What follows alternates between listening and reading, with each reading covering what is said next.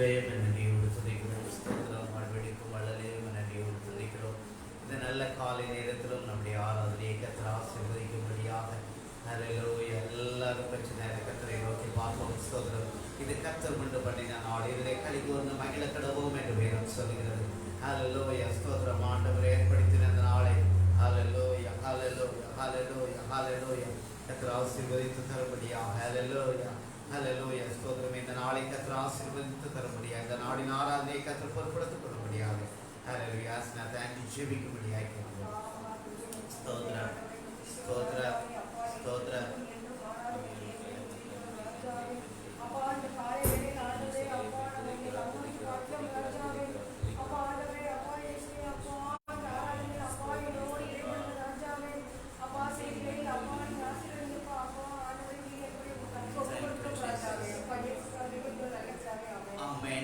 அவருக்காகவும் இந்த நாளிலே ஒரு சில பாடல்களை பாடி ஆண்டவருடைய நாமத்தை இந்த காலை நேரத்தில் மகிமைப்படுத்துவோம். கர்த்தர் நம்மை ஹல்லேலூயா ஸ்தோத்திரம் ஆசீர்வதித்து நடத்துவாராக. ஹல்லேலூயா. நீர் என்னோடு இருக்கும்போது என்னால் வெற்றி பெற்றியே, தோல்வி எனக்கு இல்லையே, நாம் தோற்று போவதில்லை. ஹல்லேலூயா. ஆண்டவர் நம்மோடு கூட இருக்கும் பொழுது நமக்கு தோல்வி இல்லை, நமக்கு நிச்சயம் ஜெயம் உண்டு, நாம் தோற்று போவதில்லை என்ற பாடலை எல்லாரும் சேர்ந்து பாடுவோம். கர்த்தர் நம்மை ஆசீர்வதிப்பாராக.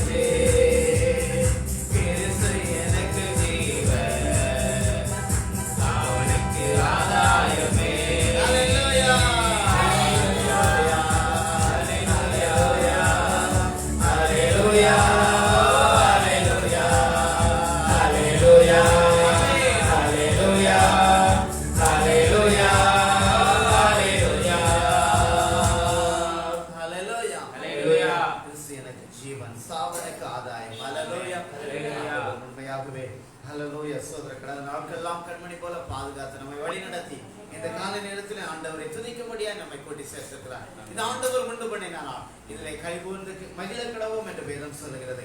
ஹல்லேலூயா. சோதர கர்த்தர் ஏற்படுத்தின இந்த நாளிலே நாம் கைகூர்ந்து மகிழ கடவோம். தேவன் தாமே நம்மை ஆசீர்வதிப்பாராக. பாடலை ஹல்லேலூயா பாடி ஆண்டவருடைய நாமத்தை மகிமைப்படுத்துவோம். கர்த்தர் நமக்கு ஸ்தோத்திரம். இந்த நாளிலும் அவருடைய கிருபை நம்மை தாங்கி நடத்துவதாக. ஹல்லேலூயா.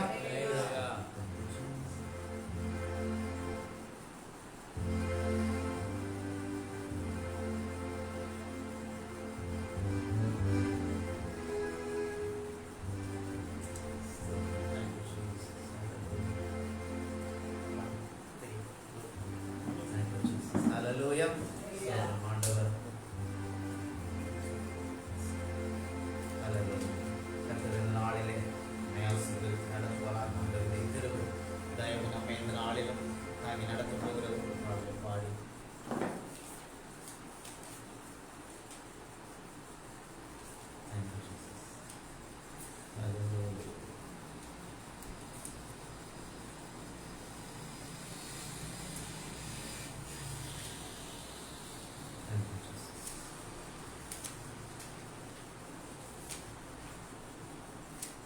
தேவ கிருபை என்றும் உள்ளது, அவர் கிருபை என்றும் உள்ளது. அவரை போற்றி துதித்து பாடி அல்லேலூயா என்று ஆர்ப்பரிப்போம் என்ற பாடலை நாம் சேர்ந்து பாடுவோம். தேவ கிருபை அல்லேலூயா. ஆண்டவருடைய கிருபை. நாம் வாழ்வது ஆண்டவருடைய கிருபை, நாம் நிற்பது ஆண்டவருடைய கிருபை, நாம் நடப்பது ஆண்டவருடைய கிருபை. எனவே சோதரம் அவருடைய கிருபைகளை எண்ணி இந்த நாளில பாடுவோம். கர்த்தர் நம்மை ஆசீர்வதிப்பார்.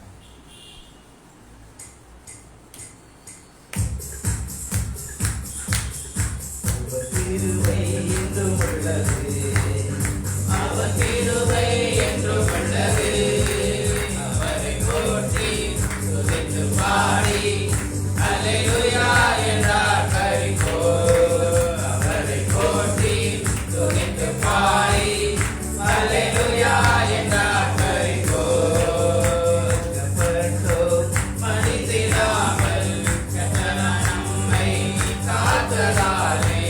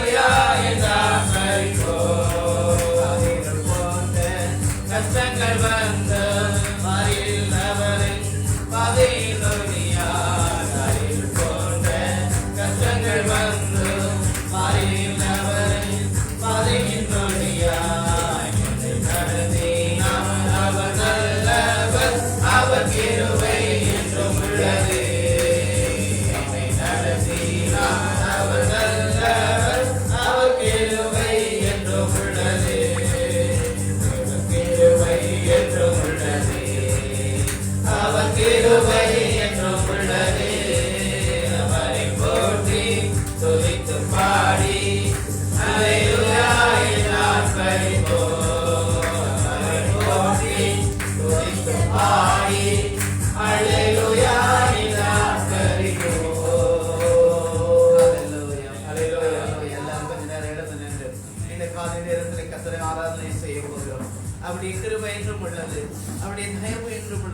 உங்களுடைய இரக்கம் என்று உள்ளது. ஹalleluya. இது கர்த்தர் ஏற்படுத்தின நாள். இதிலே கடிகூர்ந்து மகிழ கடவுளும் என்று வேதம் சொல்கிறது. ஹalleluya ஹalleluya ஹalleluya. சோதர கடந்த நாட்கள் எல்லாம் கர்த்தர் நம்மை கண்மணி போல பாதுகாத்தோடு நடத்தி வந்தார் அல்லவா? ஹalleluya. துதிக்கிறோம் துதிக்கிறோம் துதிக்கிறோம். ஹalleluya. அந்த பாடலிலே முதல் சரணங்களை வாராக சொல்கிறது. நெருக்கப்பட்டோம் மடிந்திடாமல் கர்த்தர் தான் நம்மை காத்ததாலே. ஹalleluya ஹalleluya. கடந்த நாட்களிலே 6 மாதங்கள் இந்த லாக்டவுன், எத்தனையோ பேண்டமிக் டைம், இந்த தொற்று வியாதி எல்லா தேசத்திலும் எல்லா இடங்களிலும் பரவி இருந்தது. ஆனாலும் ஆண்டவருடைய கிருபை தான் நம்மை தாங்கி நடத்தி வந்தது. ஹalleluya. அவன் மட்டும் நம்மை பாதுகாத்து வழிவிட்டு நடத்தாவிட்டால் ஹalleluya நாம் உயிர் வாழ்ந்திருக்கவே முடியாது. ஹalleluya. ஆண்டவருடைய கிருபை தான் நம்மை தாங்கி நடத்தி வந்தது. ஹalleluya. சோதரம் ஆண்டவரே, அதை எண்ணி பார்த்து இந்த காலை நேரத்தில் எல்லாரும் கொஞ்சம் உள்ளத்தின் ஆழத்தில் ஹalleluya இயேசுவே ஹalleluya இந்த காலை நேரத்தில் நான் இந்த இடத்துல ஜீவனோட இருக்கிறேன். சுத்த கிருபை ஆண்டவரே, உம்முடைய கிருபை இல்லாமல் வாழ முடியாது ஆண்டவரே. உம்முடைய தயவு தான், உம்முடைய இரக்கம் தான் ஆண்டவரே. ஆண்டவரே சோதரனுடைய மேலான தயவு ஆண்டவரே. நாளில் நாங்கள் நினைத்து நிற்பது ஆண்டவரே சோதரனுடைய எத்தனையோ நெருக்கங்கள் வந்தது. நாங்கள் மடிந்து போகாதபடி கர்த்தரை பாதுகாக்கிறே வந்து நன்றி ஆண்டவரே. ஹalleluya. சத்துரு சேனை பட்சிக்க வந்து முச்செடி தண்ணில் தோன்றிய தேவன். ஹalleluya. ஆண்டவர் முச்செடி தண்ணிலே தோன்றிய தேவன். ஹalleluya. சோதரம் முச்செடி பச்சையாக தான் இருந்தது. ஆனால் அது நடுவில் ஹalleluya ஜுவாலிக்கிற அக்கினியாக அவர் மோசேக்கு தோன்றினார். ஹalleluya. இந்த காலை நேரத்திலே ஹalleluya சோதரம் நாம் அப்படிப்பட்ட சூழ்நிலையில கடந்து வந்திருக்கலாம். எத்தனையோ நெருக்கங்கள், எத்தனையோ போராட்டங்கள், ஹalleluya எத்தனையோ பிரச்சனைகள். ஹalleluya. இந்த பிரச்சனைகள் எல்லாம் என்னால் சமாளிக்கவே முடியவில்லையே, நான் என்ன செய்வேன் என்று சோர்ந்து போய் ஹalleluya துதிக்கிற தேவனே நீர்தான் எங்களுக்கு உதவி செய்ய வேண்டும் என்கிற ஹalleluya துதிக்கிற நெருக்கத்துல நாம் இந்த இடத்துல கடந்து வந்திருக்கலாம். ஆனால் நம்முடைய ஆண்டவர் ஹalleluya நம்முடைய தோல்விகளை எல்லாம் ஜெயமாய் மாற்றுகிறவர். ஹalleluya சத்துருவின் எல்லா சோதனைகளை ஹalleluya கர்த்தர் முறியடித்து நமக்கு ஜெயத்தை தந்து ஹalleluya நம்மை வெற்றியின் பாதையிலே நம்மை நடத்துகிற தேவனாய் இருக்கிறார். கரங்களை தட்டி கொஞ்ச நேரம் ஆண்டவருக்கு நன்றி சொல்லுங்க. ஹalleluya ஹalleluya ஹalleluya. ஆண்டவரே நன்றி ஆண்டவரே.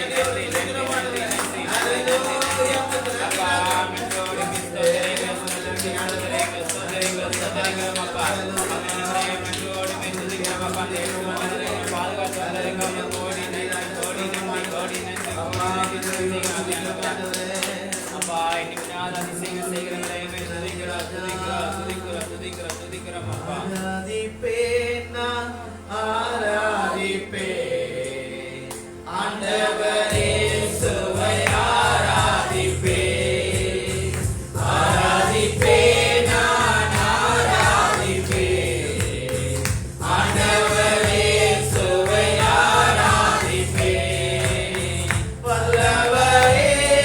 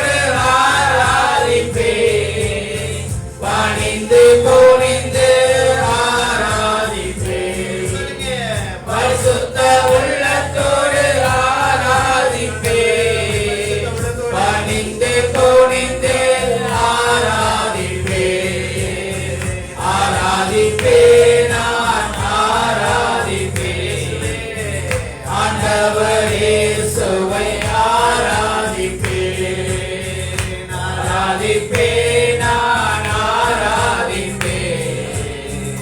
ஆண்டவர் இயேசுவை ஆராதிப்பேன். ஆவியிலே உம்மை ஆராதிப்பேன்.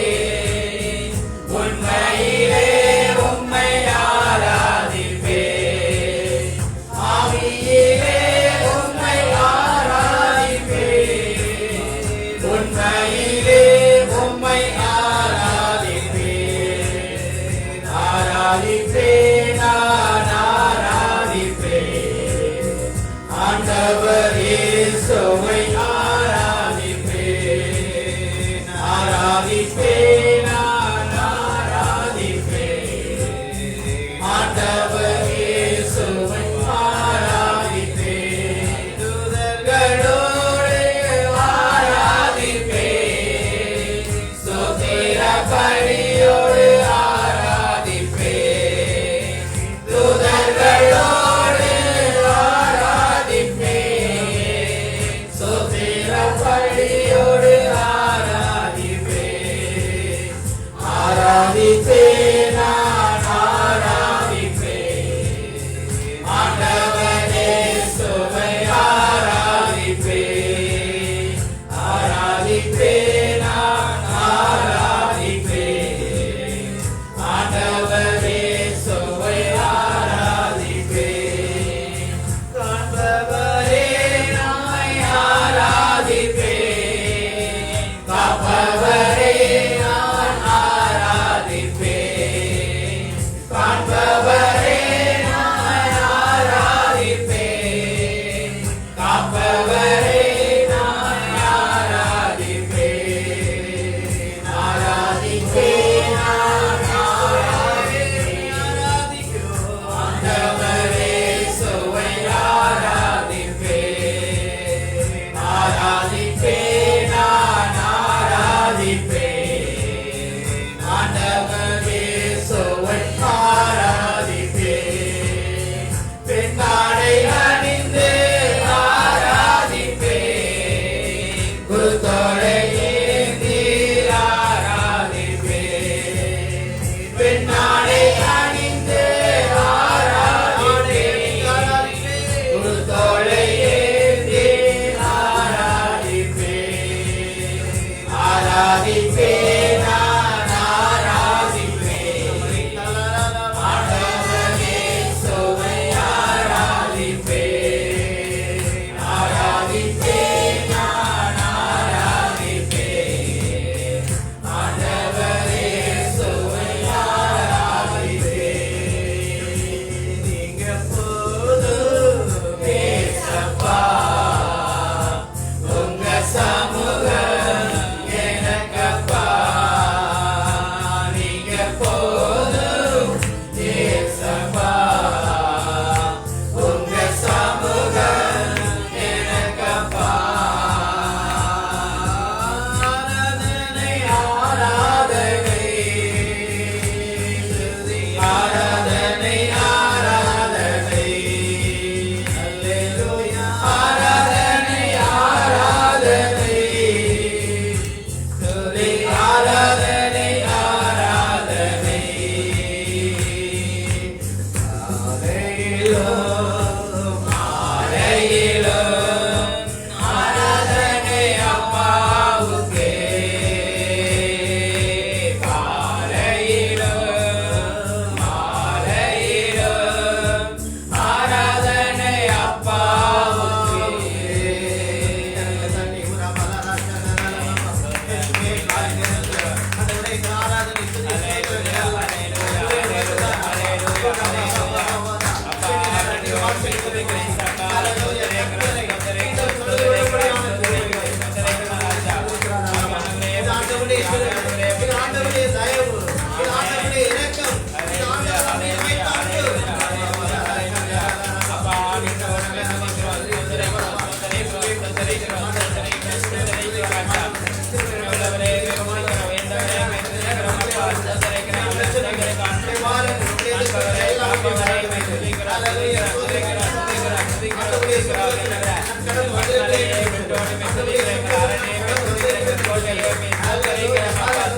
Hallelujah.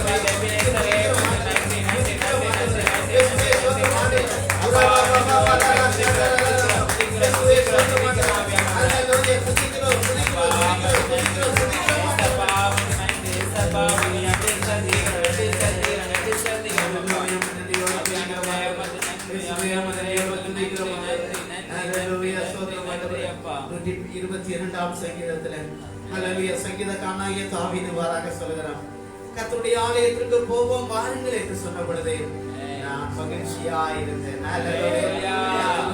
கர்த்தருடைய ஆலயத்திற்கு போவோம் வாருங்கள் என்று சொன்ன பொழுது ஆமென். சோதரம் இந்த காலை நேரத்தில் அல்லேலூயா அதே மகிழ்ச்சி அதே சந்தோஷத்தை கர்த்தர் நமக்கு தந்திருக்கிறார். அல்லேலூயா அவருடைய ஆலயத்திற்கு அவரை துதிக்கும் பொழுது அவரை ஆராதிக்கும் பொழுது அவருடைய நாமத்தை உயர்த்தும் பொழுது அல்லேலூயா உலகம் கொடுக்காத சமாதானத்தை சந்தோஷத்தை மகிழ்ச்சியை ஆறுதலை நிம்மதியை ஆண்டவரே ஜெயத்தை கர்த்தர் நமக்கு தருகிறார்.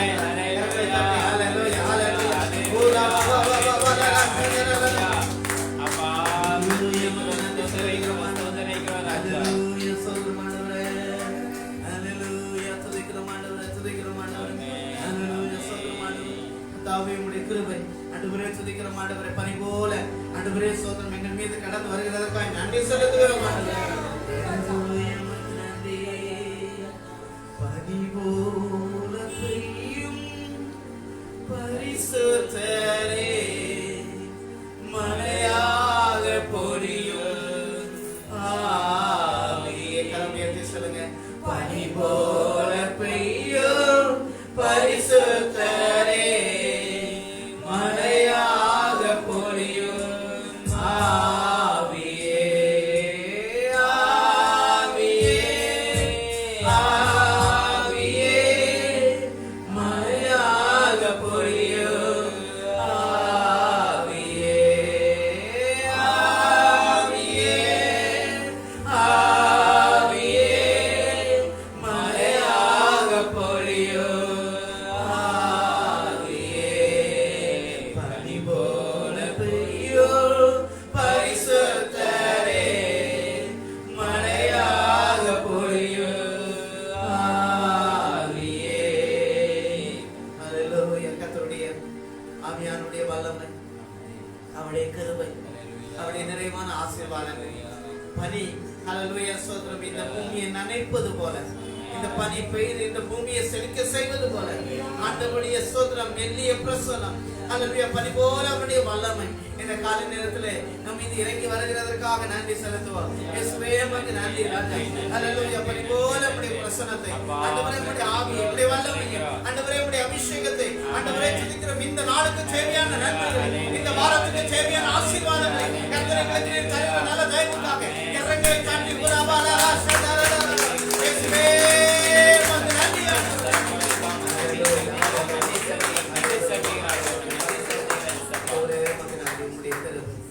பாதுகாப்பு உடைய தயவு உடைய பிரசன்னமே மட்டுமா எங்களை தாங்கி நடத்தின தயவுக்காக ஆராதனை மீதியான ஆசீர்வாதத்திற்காக யாராவது ஒரு சத்தத்தை உயர்த்தி ஜெபிக்க கொடுக்கிறோம். ஸ்தோத்திரம் நேசிய நல்ல தகப்பனே, இந்த காலை வேலைக்காக நன்றி செலுத்துகிறேன் சப்பா. அவனை இந்த நாளில் அவனை எங்களை ஒருமிக்கு இந்த இடத்துல நீங்கள் கூப்பிட்டு வந்த தயவுகளுக்காக நமக்கு நன்றி செலுத்துகிறோம். இந்த நேரங்களே சப்பா ஆராதனை முழுவதும் நீங்கள் பொறுப்படுத்தி கொடுத்தீங்க அப்படியானவரை அப்பா ஒவ்வொரு அப்பா ஸ்தோத்திரிக்கிற பகுதியில் நீங்கள் எங்களோடு இடப்பட்டீங்க, நமக்கு நன்றி செலுத்துகிறோம். அவையானவரே மீதியான வேலையை உடைய கரத்தில் தருகிறோம். அவையானவரை அப்பா நீங்கள் நின்று நடத்தி தருவீராக. எசப்பா சங்கீத பகுதி உடைய கரத்தில் தருகிறோம். அவையானவரை எசப்பா காணிக்க பகுதி உடைய கரத்தில் தருகிறோம். அப்பா திருப்பதி சிலர் வசன பகுதி உடைய கரத்தில் தருகிறோம். அவையானவரை அப்பா ஸ்தோத்திரிக்கிறோம். அப்பா செய்தியின் பகுதி உடைய கரத்தில் தருகிறோம். அவையானவரை பேசுகிற தாசரை மறைத்து பரிசுத்த ஆவியானவர் நீங்க வெளிப்படுவீராக. எங்களுக்கு ஏற்ற வார்த்தையை தேவ ஆவியான பரத்திலிருந்து நீங்க அனுப்புவீராக. எசப்பா அந்த வார்த்தையை கேட்டு அந்தபடி நாங்கள் நடக்கும், எங்க வாழ்க்கையை அர்ப்பணிக்கவும் தேவ ஆவியான உதவி செய்யுங்க. எசப்பா மட்டுமா எங்களோட இடப்பட்ட தெய்வ ஆவியானவரை அப்பா 2வது சர்வீஸ் உடைய கரை இருக்கட்டும், 2வது சர்வீஸ் முழுவதும் பொறுப்படுத்திக் கொள்கிறாங்க. அப்பா மாலையில் நடக்கிற ஆராதனை உடைய கருத்தில் தருகிறோம். இந்த தேவ ஆவியானவரை ஆளுகை செய்யுங்க. அப்பா ஆவியானவரே ஸ்தோத்திரிக்க வந்திருக்க ஒவ்வொருத்தரையும் ஆண்டவரை நீங்க ஆசீர்வாதத்துக்காக நமக்கு நன்றி செலுத்துகிறோம். அப்பா வரன்ற ஒவ்வொருத்தரையும் இந்த தடைகளெல்லாம் மாற்றி அழைத்து வருவீராக. ஆவியானதாமே அப்பா ஸ்தோத்திரிக்கிறப்பா மட்டுமா நீங்க எல்லாவற்றும் இருந்து பாதுகாத்து வழிநடத்தி வந்தீங்க, நம்ம கோடி நன்றி செலுத்துங்க. அப்பா மீதியான வேலை முழுவதும் உடைய கருத்தில் தருகிறோம். எல்லா துதிக்கான மகிமை யாவற்றும் உண்மைக்கே செலுத்து இயேசுவின் நாமத்தில் பிதாவே ஆமென். ஆமென். ஹல்லேலூயா. நின்று பண்ணமாக ஒரு வேத பகுதியை வாசிப்போம். சங்கீதம் 24 சங்கீதம் 24ஆம் சங்கீதத்தை எல்லாரும் எடுத்துக்கொள்வோம். நாம் மாறி மாறி வாசிக்கலாம். 683வது பக்கத்தில் இருக்கிறது. 683 24 நான் மாறி மாறி வாசிக்க தெரிந்து கொண்ட சங்கீதம் 24. பூமியும் அதன் நிறைவும் உலகமும் அதில் உள்ள குடிகளும் கர்த்தருடையது.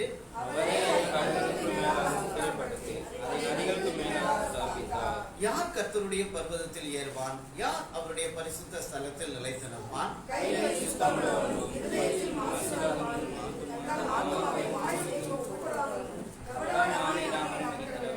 அவன் கர்த்தரால் ஆசீர்வாதத்தையும் தன் ரட்சிப்பின் தேவனால் நீதியையும் பெறுவான்.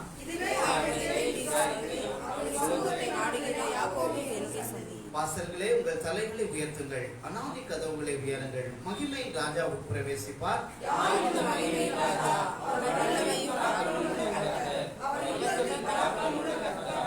வாசல்களே, உங்கள் தலைகளை உயர்த்துங்கள், அநாதி கதவுகளை உயருங்கள், மகிமை ராஜா உட்பிரவேசிப்பார்.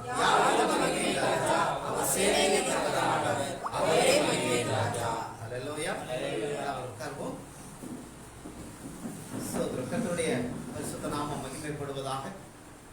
இந்த சங்கீதம் அந்த டைட்டில்ல சொல்லப்பட்டிருக்கிறது. இது யாருடைய சங்கீதம்? தாவீதின் சங்கீதம். அல்லேலூயா. தாவீது எழுதின பாடல், அநேக பாடல்கள். அப்படியே துன்ப நேரத்திலே, பிரச்சனை நேரத்திலே, நெருக்க நேரங்களிலே அநேக பாடல்களை பாடுகிறார். அந்த பாடலே இது அவர் பாடுகிறார். இவ்வாறாக ஆரம்பிக்கப்படுகிறது அந்த சங்கீதம். பூமியும் அதன் நிறைவும் உலகம் அதில் உள்ள குடிகளும் கர்த்தருடையது. அல்லேலூயா. அப்போ பூமி, உலகம், உலகத்தில் உள்ள சகலமும் யாருடையதான்? கர்த்தருடைய. அல்லேலூயா. ஒரு வீட்டை நாம் கட்டுவோமானால் அதை அழகுபடுத்துவோம்.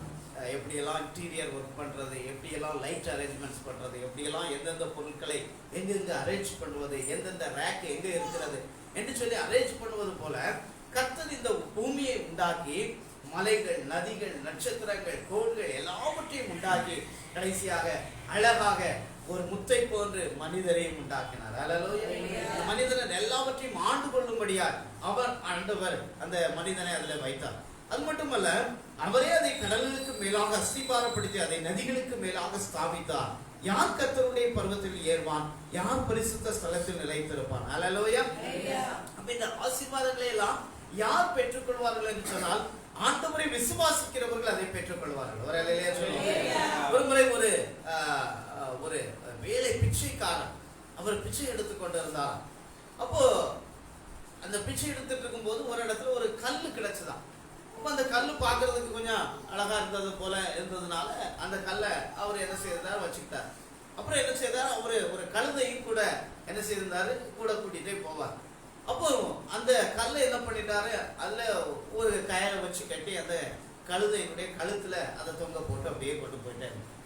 அப்போ இது அப்படியே கொண்டு போகும்போது அதை ஒரு நபர் வாட்ச் பண்ணி, இது விலை உயர்ந்த முத்துக்கள் அல்லவா, இது பயங்கரமான வைரக்கல் அல்லவா, இது ரொம்ப விலை போகுமே, ஆனா இதை ஒரு சாதாரண நிலைமையில ஒரு கழுதை மேல கட்டி இவரு இதனுடைய மதிப்பு, இதை வித்து வச்சு எவ்வளவோ கோடிக்கணக்கான பணம் கிடைக்குமே என்று சொல்லி அவர் நினைத்து கொண்டு என்ன செய்தான், அவர்கிட்ட போய், ஏன் இதை எனக்கு தருவீங்களா, உங்களுக்கு எவ்வளவு பணம் வேணுமோ தரேன் அப்படின்னு.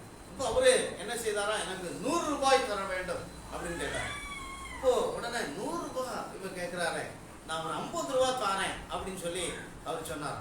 உடனே 50 ரூபாயா, இல்லை நான் தர முடியாதுன்னு சொல்லி அவர் என்ன செய்தாரா, போயிட்டார். அப்ப இதை இன்னொருத்தர் கேட்டுட்டே இருந்து, இவர் இது விலை பேசுகிறார், அப்ப இது எப்படியும் விலை உயர்ந்ததாக இருக்கும் அப்படின்னு சொல்லி அவர் என்ன செய்தார்னா, எப்பா எனக்கு இந்த கல்லை கொடு, நான் உனக்கு 1000 ரூபாய் கொடுக்கிறேன் அப்படின்னு சொன்ன உடனே 1000 ரூபாய் நமக்கு பெருசு, அவரு 100 ரூபாய் கேட்டு தரல, 50 ரூபாய் தான் தரேன்னு சொன்னாரு, 1000 ரூபாய் நமக்கு பெருசு அல்லவா என்று சொல்லி அவன் 1000 ரூபாய்க்கு என்ன செய்தாரா, கொடுத்துட்டார். கொஞ்ச நேரம் கழிச்சு அவர் திரும்பவும் மறுபடியும் அந்த நபர் வந்து 50 ரூபாய், இல்ல நான் உனக்கு 100 ரூபாயே தானே இந்த கல்லை கொடு அப்படின்னு சொன்னோடனே, இல்ல எனக்கு 1000 ரூபாய் எனக்கு ஒருத்தர் தந்தாரு, நான் கொடுத்துட்டேன் அப்படின்னு. அப்போ அவர் சொல்றாரா, எப்பா அதனுடைய மதிப்பு வந்து விலை பயங்கர கோடிக்கணக்கான மதிப்பு, நீ வெறும் 1000 ரூபாய்க்கு கொடுத்துருக்கிற அப்படின்னு, நீ ஒரு முட்டாள் அப்படின்னு சொன்னார். அப்போ அவர் சொன்னார், அந்த பிச்சை எடுக்கிறவர், நான் முட்டாள் கிடையாது, நீதான் முட்டாள். ஏன்னு சொன்னால், இந்த விலையேற பெற்றதை ஒரு 50 ரூபாய்க்கு நீ விட்டு விட்டாயே அப்படின்னு சொல்லி அவனை சொன்னார். அப்ப பாருங்க, ஒரு விலையேறப்பட்ட ஒரு பொருள் அவனுடைய கையில இருந்தது, ஆனால் அதை அனுபவிக்க தெரியல, அதனுடைய மதிப்பு தெரியாமல் அவன் வாழ்ந்து கொண்டிருந்தான். ஆனால் ஆண்டவர் சகலத்தையும் உண்டாக்கி அவர் எல்லாவற்றையும் நிலைப்படுத்தி ஆண்டவர் இந்த உலகத்தை ஆளும்படியா நம்முடைய கரத்திலே தந்திருக்கிறார். வல்லமையுள்ள தேவன் அவருடைய பொக்கிஷமான வேதத்தை நம்முடைய கரத்துல தந்திருக்கிறார். ஒரு அல்லேலூயா சொல்லுங்க. இந்த பொக்கிஷமான வேதம் நம்முடைய கரங்கள்ல இருக்கிறது. இன்னைக்கு எத்தனை பேருக்கு இந்த வேதம் ஒரு பொக்கிஷம், இதை வாசிக்க வேண்டும், இதுல அருமையான காரியங்கள் எழுதி வைக்கப்பட்டிருக்கிறது, எல்லாவற்றையும் உண்டாக்கின கர்த்தர் அவருடைய வார்த்தை எனக்கு தந்திருக்கிறார் என்று சொல்லி நாம் அவருடைய வார்த்தையும் அவளை விசுவாசிக்கும் பொழுது உண்மையாகவே கர்த்தர் நம்மை பலமுள்ளதாய் மேன்மை உள்ளவர்களாய் மாற்றுவார். அல்லேலூயா. அதான் நாங்க சங்கீதக்காரனாகிய தாவீது அங்கு சொல்லப்பட்டிருக்கிறார். இதெல்லாம் யார் பெற்றுக்கொள்வார் என்றால், கைகளில் சுத்தமுள்ளவனாய் இருந்து மாசில்லாதவனாய் இருந்து தன் ஆத்துமாவை மாய்க்கு ஒப்புக்கொடாமலும் கபடாய் ஆணையிடாமலும் இருக்கிறவனே, அவனே கர்த்தரால் ஆசீர்வாதத்தையும் தன் ரட்சிப்பின் தேவனால் எதையும் பெறுவான்? நீதியை பெறுவான். அல்லேலூயா. தேவன் நீதி உள்ளவர். அவருடைய சமூகத்தில் விசுவாசித்து அவரை பற்றி கொண்டு அவருக்கு பிரியமாய் வாழும் பொழுது உண்மையாகவே தேவன் நமக்கு வைத்திருக்கிற சகல ஆசீர்வாதங்களும், தேவன் நம்முடைய கரங்களிலே கொடுத்திருக்கிற சகல நன்மைகளையும் நாம் அனுபவிக்க முடியும், நாம் சுதந்திரிக்க முடியும். அப்போ அந்த பாடுகள், கஷ்டங்கள், நெருக்கங்கள் இருக்கலாம், ஆனால் ஆண்டவருடைய சமூகத்தில் விசுவாசத்தோடு நாம் காத்திருக்கும் பொழுது ஏற்ற நேரத்தில் கர்த்தர் நம்மை உயர்த்தி நம்முடைய எல்லாவித நன்மைகளினால் கர்த்தர் நம்மை ஆசீர்வதிப்பாராக. அல்லேலூயா. கர்த்தர் கொடுத்த நல்ல சங்கீதத்திற்காக கண்களை மூடி அல்லேலூயா ஆண்டவருக்கு நன்றி செலுத்தலாம். ஸ்தோத்திரம் ஆண்டவரே.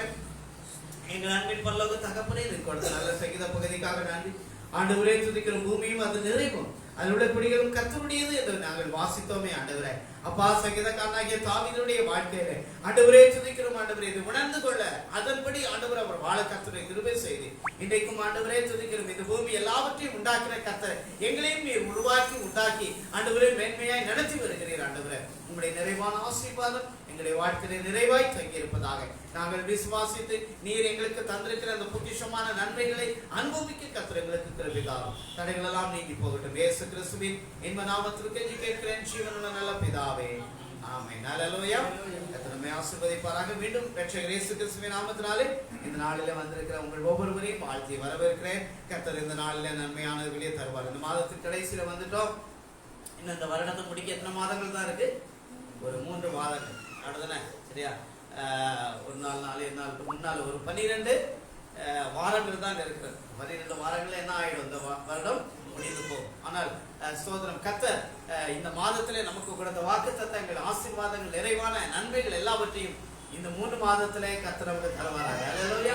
அனுபவிக்க கர்த்தர் நமக்கு கிருபை செய்வாராக. ஆண்டவருடைய கரம் தொடர்ந்து நம்மை நடத்தும். தொடர்ந்து நடத்துகிற அந்த 2 மணி ஜெபங்களிலே 8 மணி ஜெபங்களிலே நீங்கள் பங்கெடுங்கள். ஏதாவது ஒரு நேரத்தில் பங்கெடுத்து நீங்கள் அதில் சரியாய் நீங்கள் ஜெபிக்க உங்களை அன்போடு கேட்கிறோம். அதே போல வருகிற மாதம் 1ஆம் தேதி நமக்கு காலை 5:30 மணியிலிருந்து 6:30 மணி வரைக்கும் இங்கு வாக்குத்தத்த ஆராதனை நமக்கு நடைபெறும். 5:30 to 6:30, 5:30 மணியிலிருந்து 6:30 மணி வரை.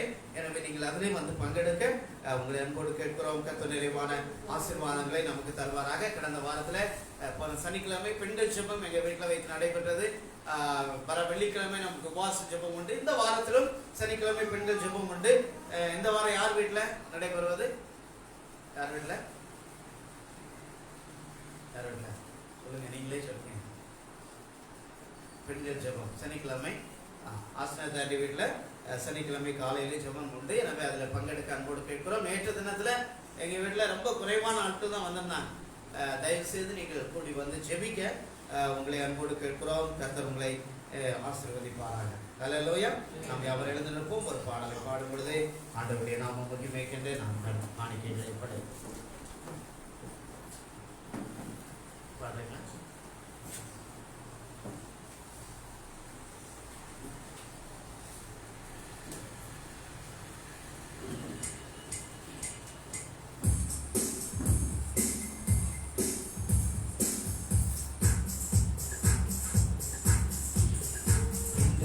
எகிப்தியரை காண்பதில்லை, இன்று கண்ட துன்பம் இனி வருவதில்லை. இன்று கண்ட எகிப்தியரை காண்பதில்லை, இன்று கண்ட துன்பம் இனி வருவதில்லை. பாதை வந்த கூடாரத்தை அணுகிடாது, பாதை வந்த கூடாரத்தை அணுகிடாது. உன் பாதம் கல்லில் இடராது, உன் பாதம் கல்லில் இடராது. இன்று கண்ட எகிப்தியரை காண்பதில்லை, இன்று கண்ட துன்பம் இனி வருவதில்லை.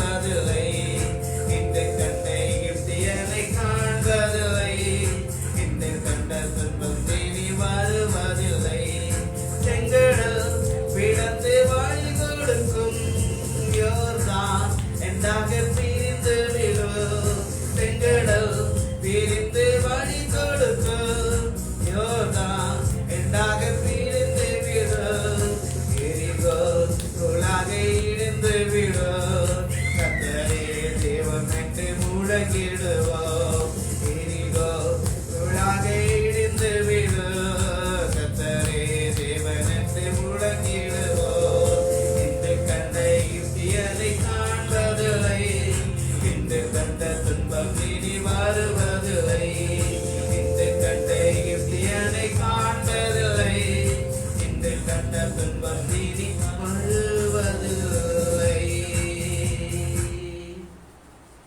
அன்பின் பரலோக தகப்பனே, இந்த அருமையான நல்ல காலை நேரத்துக்காய் நன்றி. கர்த்தாவே, இந்த நாளின் முதல் ஆராதனையிலே ஆண்டவருடைய பிரசுரம் எங்களை ஆட்கொண்டு நடத்துகிற மட்டுமாய் நடத்துகிற தயவுக்காக நன்றி. இந்த நாளிலே கர்த்தர் எங்களோடு ஆண்டவரை இடைபடுங்க. நம்மை ஆராதிக்க கர்த்தர் கிருபை செய்து ஆண்டவரே, நீர் எங்களுக்கு தந்த ஆசீர்வாதத்திலிருந்து ஒரு பகுதியை நம்முடைய பிள்ளைகள் மக்கள் கொடுக்க உதவி செய்தீர். ஆண்டவரே, நீர் வானத்தின் பலகணிகளை திறந்து நிறைவான ஆசீர்வாதங்களை கட்டளையிடுகிற தேவன். பொருளாதாரத்திலும் எல்லா காரியங்களிலும் இந்த மாதத்தின் இறுதியிலும் புதிய மாதத்திலும் கர்த்தர் கட்டளையிட்டு நடத்துவீராக. எல்லா தடைகள் இயேசுவின் நாமத்தில் மறைந்து போகட்டும். ஆண்டவருடைய நிறைவான ஆசீர்வாதம் ஆண்டவரே ஒவ்வொரு பிள்ளைகள் மீதும், ஒவ்வொரு பிள்ளைகளின் குடும்பத்தின் மீதும், ஆண்டவரே உறவினர்கள் ஒவ்வொருவர் மீதும் நிறைவாய் தங்கி இருப்பதாக மீதியான ஆராதனையை கர்த்தர் பொறுப்படுத்தி நடத்துங்க. இயேசு கிறிஸ்துவின் இந்த நாமத்தில் கெஞ்சி கேட்கிறேன் ஜீவனுள்ள நல்ல பிதாவே, ஆமென். யாவருக்காகவும் அல்லேலூயா, ஸ்தோத்திரம். இந்த நாளிலும் நமக்கு ஆண்டவருடைய வார்த்தைகளை கொடுக்கும்படியாய் ஜோ அவர்கள் நம்ம மத்தியில் இருக்கிறது நமக்கு சந்தோஷம். எத்தனை பேருக்கு ஜோ தெரியும்? ஏற்கனவே நம்ம மத்தியில் ஒரு முறை யூடியூப் ஆராதனையில அவங்க செய்து கொடுத்துருக்கிறாங்க. இந்த நாளிலே அவர்கள் நம்ம மத்தியில் இருக்கிறது நமக்கு அதிக சந்தோஷம். கர்த்தர் இந்த நாளிலும் அவர்களை அதிகமாய் பயன்படுத்துவாராக. ஆண்டவருடைய வார்த்தைகளை நமக்கு கொண்டு வருவார்கள். கரங்களை தட்டி உற்சாகமாய் நம்ம அவர்கள்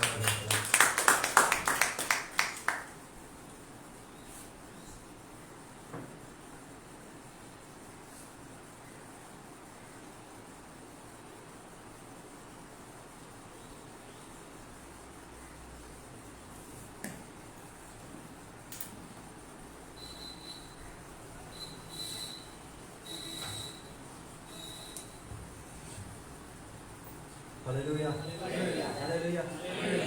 மத்தியில் இருக்கிறது ரொம்ப சந்தோஷமாக இருக்குது. வேலையிலும் வாய்ப்பை கொடுத்த பாஸ்டர் காண்டி நன்றி செலுத்துகிறேன். இப்பொழுதும் ஆண்டவர் என்னை வந்து மத்தியில் செய்தி கொடுக்க கடந்து வந்துச்சு. என்னுடைய கிருபைக்காக நான் நன்றி செலுத்துகிறேன். கண்கள் மூடி ஜெபிப்போமா. அன்பின் பரலோக பிதாவே, இந்த வேலைக்காக நன்றி செலுத்துகிறோம் அப்பா. இப்பொழுதும் தகப்பனே, செய்தி வேலையை நீ ஆசீர்வதித்து கொடுங்க தகப்பனே. அப்புறம் நீ தாமை மறைத்து அப்பா உங்களுடைய வார்த்தையை எங்களை வெளிப்படுத்த முடியாது ஜெபிக்கிறோம் அப்பா. என்னுடைய வார்த்தை இருந்த தகப்பனை ஆகிய நான் தாமே பயன்படுத்தி எங்களுக்கு ஏற்ற மன்னாவே இந்த காலை விலை தர முடியாது ஜெபிக்கிறோம் தகப்பனை. வார்த்தை வரும்போது எங்கள் இருதயத்தில் மாற்றம் ஏற்பட முடியாது ஜெபிக்கிறோம். வார்த்தைகளை புறமிடும்படியாக ஜெபிக்கிறோம் அப்பா. சிந்தையிலும் எங்கள் வாழ்க்கையிலும் ஒரு மாற்றம் ஏற்படும்படியாக இந்த வேலையில் எங்களை நாங்கள் அர்ப்பணிக்கிறோம் தகப்பனை. கருத்தில் ஒப்படைக்கிறோம் இயேசுவின் நாமத்தில் பிதாவே, ஆமென், ஆமென். கடந்த மாதத்தில் நினைக்கிறேன் செய்தி கொடுத்தப்ப குடும்பங்களை பற்றி நான் உங்களிடத்தில் பேசியிருந்தேன். எவ்வளோ பேர் நீங்கள் அதை லைவ் பார்த்துருக்கீங்கன்னு தெரியல.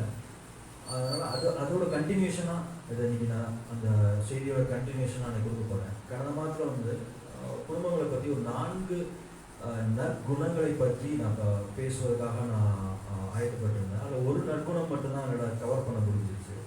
அது மிச்சம் இருக்க 3 நற்குணங்களை பற்றி நான் பார்க்க போயிடும். ஒருவேளை நீ அந்த காணொலியை நீங்கள் பார்க்காம இருந்தீங்கன்னா இன்றைக்கி நான் திரும்படியை வந்து ரிமைண்ட் பண்ண உங்களுக்கு நான் விரும்புகிறேன். குடும்பங்கள் அப்படின்ற ஒரு விஷயத்தை குறித்து நான் வந்து பேசினேன். குடும்பங்கள் அப்படின்ற போது குடும்பம் அப்படின்ற அமைப்பு எங்கேருந்து வந்துச்சுன்னு பார்த்தோம்னா, இந்த குடும்பம்ன்ற கட்டமைப்பு, அதாவது குடும்பம் அப்படின்றது இன்ஸ்டிடியூஷன். இப்போ நம்ம வீட்டில் நம்ம குடும்பமாக இருக்கோம் பார்த்தீங்களா, இது வந்து எங்கேருந்து வந்திருக்கு அப்படின்னு பார்த்தோம்னா, பிதா குமாரன் பரிசுத்த ஆவியான தேவனை வந்து மையமாக வைத்து தான் உருவாக்கப்பட்டது தான் குடும்பம் என்ற ஒரு கட்டமைப்பு. புரியுதா? நம்முடைய தேவன் இருக்கார் பார்த்தீங்கன்னா, பிதா குமாரன் பரிசுத்த ஆவியாகவே இருக்கிறார் நம்முடைய தேவன். அப்படிதானே? அவரை மையமாக வைத்து தான் கர்த்தர் என்ன பண்ணுறாருன்னா, இந்த குடும்பம்ன்ற கட்டமைப்பை வந்து இந்த பூமியில் வந்து நம்மளுக்கு அனுபவிக்கும்படி நம்மளுக்கு வந்து கொடுத்துருக்கிறார். விளங்குனா அந்த காரியம்? பிதா குமாரன் பரிசுத்த ஆவியானவர். அப்போ குடும்பம்ன்றதுக்கு அந்தஸ்து வந்து எவ்வளோ பெருசாக உயர்ந்து பாருங்க. நான் வாழ்ந்து கொண்டிருக்க குடும்பம் அதானே. என்னோட குடும்பம்ன்றது வந்து என்னன்னா, நான் வந்து எனக்கு வந்து ஒரு சந்ததியை உண்டாக்குனேன், அதுக்கு ஒரு சந்ததி உண்டாக்குனேன். நான் ஒரு சின்ன வயசுல இருந்து வளர்ந்தேன், படித்தேன், வேலைக்கு போனேன், சம்பாதிச்சேன், அப்புறம் கல்யாணம் பண்ணேன். அப்புறம் எனக்கு ஒரு குழந்தை பிறந்துச்சு, அதுக்கு ஒரு குழந்தை பிறந்துச்சு. அது அது அது மட்டும் மாத்திரம் கிடையாது. உருவாக்கின நோக்கம் வந்து அது மட்டும் இல்லை. ஆனால் இதோட முக்கியத்துவம், இதோட வெயிட்டேஜ் வந்து எங்கேருந்து வருதுன்னா, பிதா குமாரன் பரிசுத்தாவியானவர் அவரை மையமாக வச்சு தான் கர்த்தர் வந்து என்ன பண்ணுறாரு, குடும்பன்ற கட்டமைப்பு நமக்கு வந்து பூமியில வந்து உண்டாக்கிட்டார். அப்படின்றப்ப நீங்களும் நானும் இருக்கிற குடும்பம் வந்து எவ்வளோ முக்கியம் வாய்ந்ததா இருக்கு. அப்படிதானே? நம்ம குடும்பம் வந்து எவ்வளோ முக்கியம் வாய்ந்ததா இருக்கு. எதனால முக்கியம் வாய்ந்ததா இருக்கு? ஏன்னா கர்த்தருடைய அவருடைய எக்ஸிஸ்டன்ஸ், அவர் இருக்கிற தன்மையை வச்சு குடும்பம் உண்டாகிருக்கு. கிறிஸ்துவ இதை பற்றி நான் பேசினேன். குடும்பத்தோட முக்கியத்துவத்தை குறித்து நான் வந்து பழைய காலங்களில் நான் வந்து பேசியிருந்தேன். நம்ம முக்கிய விசேஷமாக கிறிஸ்துவ சர்க்கிளில் வந்து நம்ம குடும்பங்களை வந்து ரொம்ப அலட்சியமாக நம்ம வந்து கையாளுகிறோம். சரியான நேரம் கொடுக்குறது இல்லை, அவரை பற்றி நம்ம சரியாக விசாரிக்கிறது இல்லை. ஸோ நிறைய விஷயங்கள் வந்து கிறிஸ்துவ குடும்பங்களில் வந்து இருக்குது. இது ஒரு மனதுக்கு ரொம்ப கஷ்டமான ஒரு காரியமாக இருக்கிறது பார்க்கும்போது. ஏன்னா குடும்பத்தோட முக்கியத்துவம் வந்து நம்ம கிறிஸ்துவர்களாக நம்மளுக்கு வந்து நிறைய பேருக்கு வந்து உங்களுக்கு தெரியும். அதனால நம்ம வந்து என்ன பண்ணிடுறோம், ரொம்ப லைட்டாக எடுத்துடுறோம் குடும்பன்ற ஒரு விஷயத்த வந்து. நல்லா கவனிச்சு பார்த்தீங்கன்னு வச்சுக்கோங்களேன், நம்ம வீட்டில் இருக்கவங்களே வந்து வெளி உலகத்துக்கு வந்து நிறைய நற்குணங்களை செய்வாங்க, ரொம்ப நல்லவங்களாக இருப்பாங்க, மன்னிப்பாங்க, உதவி செய்வாங்க, அன்பாக இருப்பாங்க. ஆனால் இது குடும்பத்துக்குள்ளே பார்க்கும்போது அந்த எந்த ஒரு குணமும் வந்து குடும்பத்துக்குள்ளே வந்து வெளிப்படாது.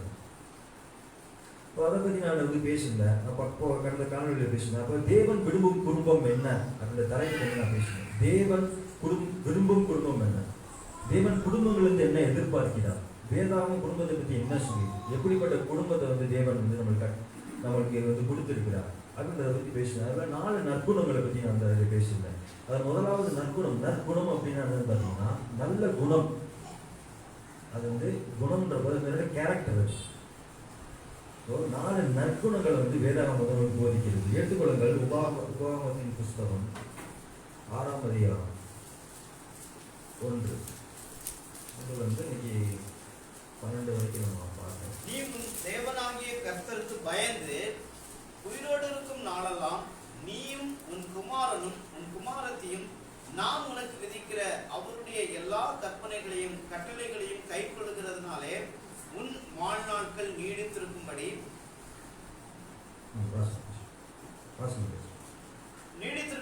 நீங்கள் சுதந்திரிக்க போகிற தேசத்திலே கை கொள்வதற்காக உங்களுக்கு போதிக்க வேண்டும் என்று உங்கள் தேவனாகிய கர்த்தர் கற்பித்த கற்பனைகளும் கட்டளைகளும் நியாயங்களும் இவைகளே. முதலாவது நற்குணம் அப்படின்னா என்னன்னா கீழ்ப்படிதல் உள்ள இருதயம். இதுல வந்து அதிகமாக டைம் எடுத்துக்கல, ஏன்னா இதை வந்து நான் கடந்த நாள் பேசிட்டேன்.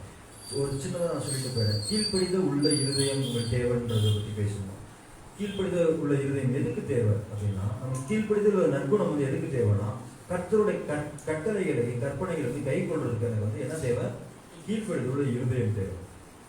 நல்லா கவனிச்சுக்கோங்க. கர்த்தர் நம்மளுக்கு கொடுத்த கட்டளைகள் கற்பனைகள் இது யாருக்கு இந்த வருஷம் வந்து குறிப்பிட்டு யாருக்கு எழுதப்படுதுன்னா இஸ்ரவேல் மக்களுக்கு எழுதப்படும். இஸ்ரவேலை பற்றி நம்ம கடந்ததில் பார்த்தோம். இஸ்ரவேல் மக்கள் ஒன்றுமில்லாத மக்கள் வந்து கர்த்தர் என்ன பண்ணுறாரு, தெரிந்தெடுத்து அவர் வந்து ஒரு ஒளியாக வந்து வைக்கிறார்.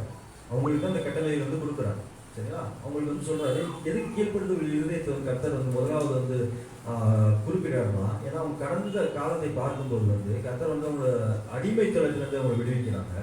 இழுத்து கூட்டு வரும்போது கர்த்தருடைய கட்டளைகளை வந்து அவங்க கைக்குள்ள வந்து தவறி போயிடுறாங்க. அதனால வந்து கர்த்தர் என்ன பண்ணுறாரு, கீழ்ப்படுத்த ஒரு இருதயத்தை வந்து முதலாவது வந்து இந்த இடத்துல வந்து சொல்கிறார். கீழ்ப்பட்ட ஒரு இருதயம் வந்து உனக்கு தேவை. எதுக்குப்பா உனக்கு கீழ்ப்படுத்த இருதயம் தேவைன்னா, என் கட்டளைகளை கை கொள்றதுக்கு கீழ்ப்பட்ட ஒரு இருதயம் தேவை.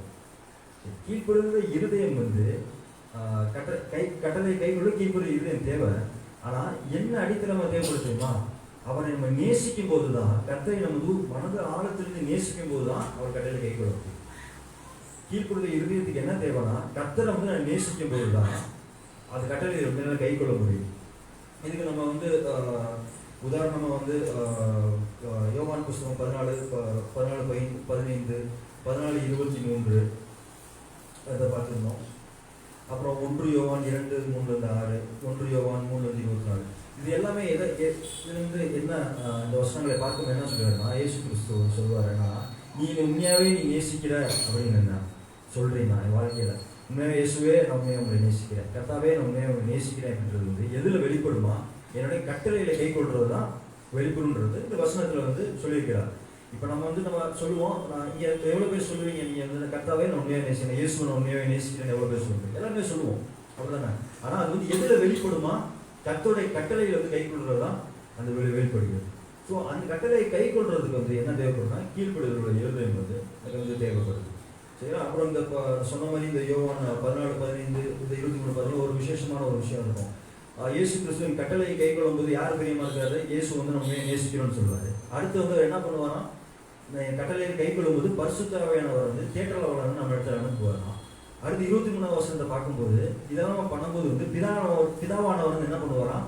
நம்மளோட வந்து வாசம் பண்ணுவாராம். என்ன அர்த்தம்னா கட்டளையை கை கொள்ளும்போது பிதா குமாரன் பரிசுத்த ஆவியானவர் வந்து நம்மளோட இடத்துல வந்து வருகிறார். அதுதான் அர்த்தம். ஏன் ஃபர்ஸ்ட் பாயிண்ட் மட்டும் வேகமாக போகிறேன், ஏன்னா முன்னாடி நான் பேசியிருந்தேன். சரி, இப்போ வந்து இரண்டாவது நற்குணத்தை பற்றி பார்ப்போம். இரண்டாவது நற்குணம் என்னன்னா தேவனை நேசிக்கிறது, கர்த்தரை வந்து நேசிக்கிறது, கர்த்தரை வந்து முன்னிலையில் வைக்கிறது, தன் வாழ்க்கையில் வந்து முன்னிலைப்படுத்தணும். கர்த்தரை நேசித்து கர்த்தரை வந்து முன்னிலைப்படுத்தணும். இங்கேருந்து நம்ம கொஞ்சம் ஸ்லோவாகவே போகலாம், நேரம் இருக்குது. சரி, அடுத்து வாசிங்க 4ஆம் வசனம் வாசிங்க, 4-6 வரைக்கும். இஸ்ரவேலை கேள், நம்முடைய தேவனாகிய கர்த்தர் ஒருவரே கர்த்தர். நீ உன் தேவனாகிய கர்த்தரிடத்தில் உன் முழு இருதயத்தோடும் உன் முழு ஆத்மாவோடும் உன் முழு பலத்தோடும் அன்பு கூர்வாயாக. இல்லை, போதும். 5ஆவது வசனம் மட்டும் நம்ம சேர்ந்து வாசிப்போமா? 4-5 சேர்ந்தே வாசிப்போம். இஸ்ரவேலை கேள், நம்முடைய தேவனாகிய கர்த்தர் ஒருவரே கர்த்தர். நீ உன் தேவனாகிய கர்த்தரிடத்தில் உன் முழு இருதயத்தோடும் உன் முழு ஆத்மாவோடும் உன் முழு பலத்தோடும் அன்பு கூர்வாயாக. இந்த வசனம் ஆரம்பிக்கிறது பார்த்தீங்கன்னா இஸ்ரவேலை கேள் அப்படின்னு ஆரம்பிக்குது.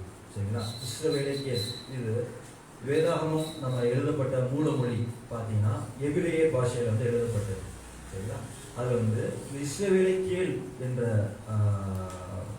இந்த பதத்துக்கு வந்து என்னன்னா என்ன பதம்னா எபிரேயத்தில் ஷெம்மா அப்படின்னு சொல்லுவாங்க. ஷெம்மானா இஸ்ரவேலை கேள்னு அர்த்தம்.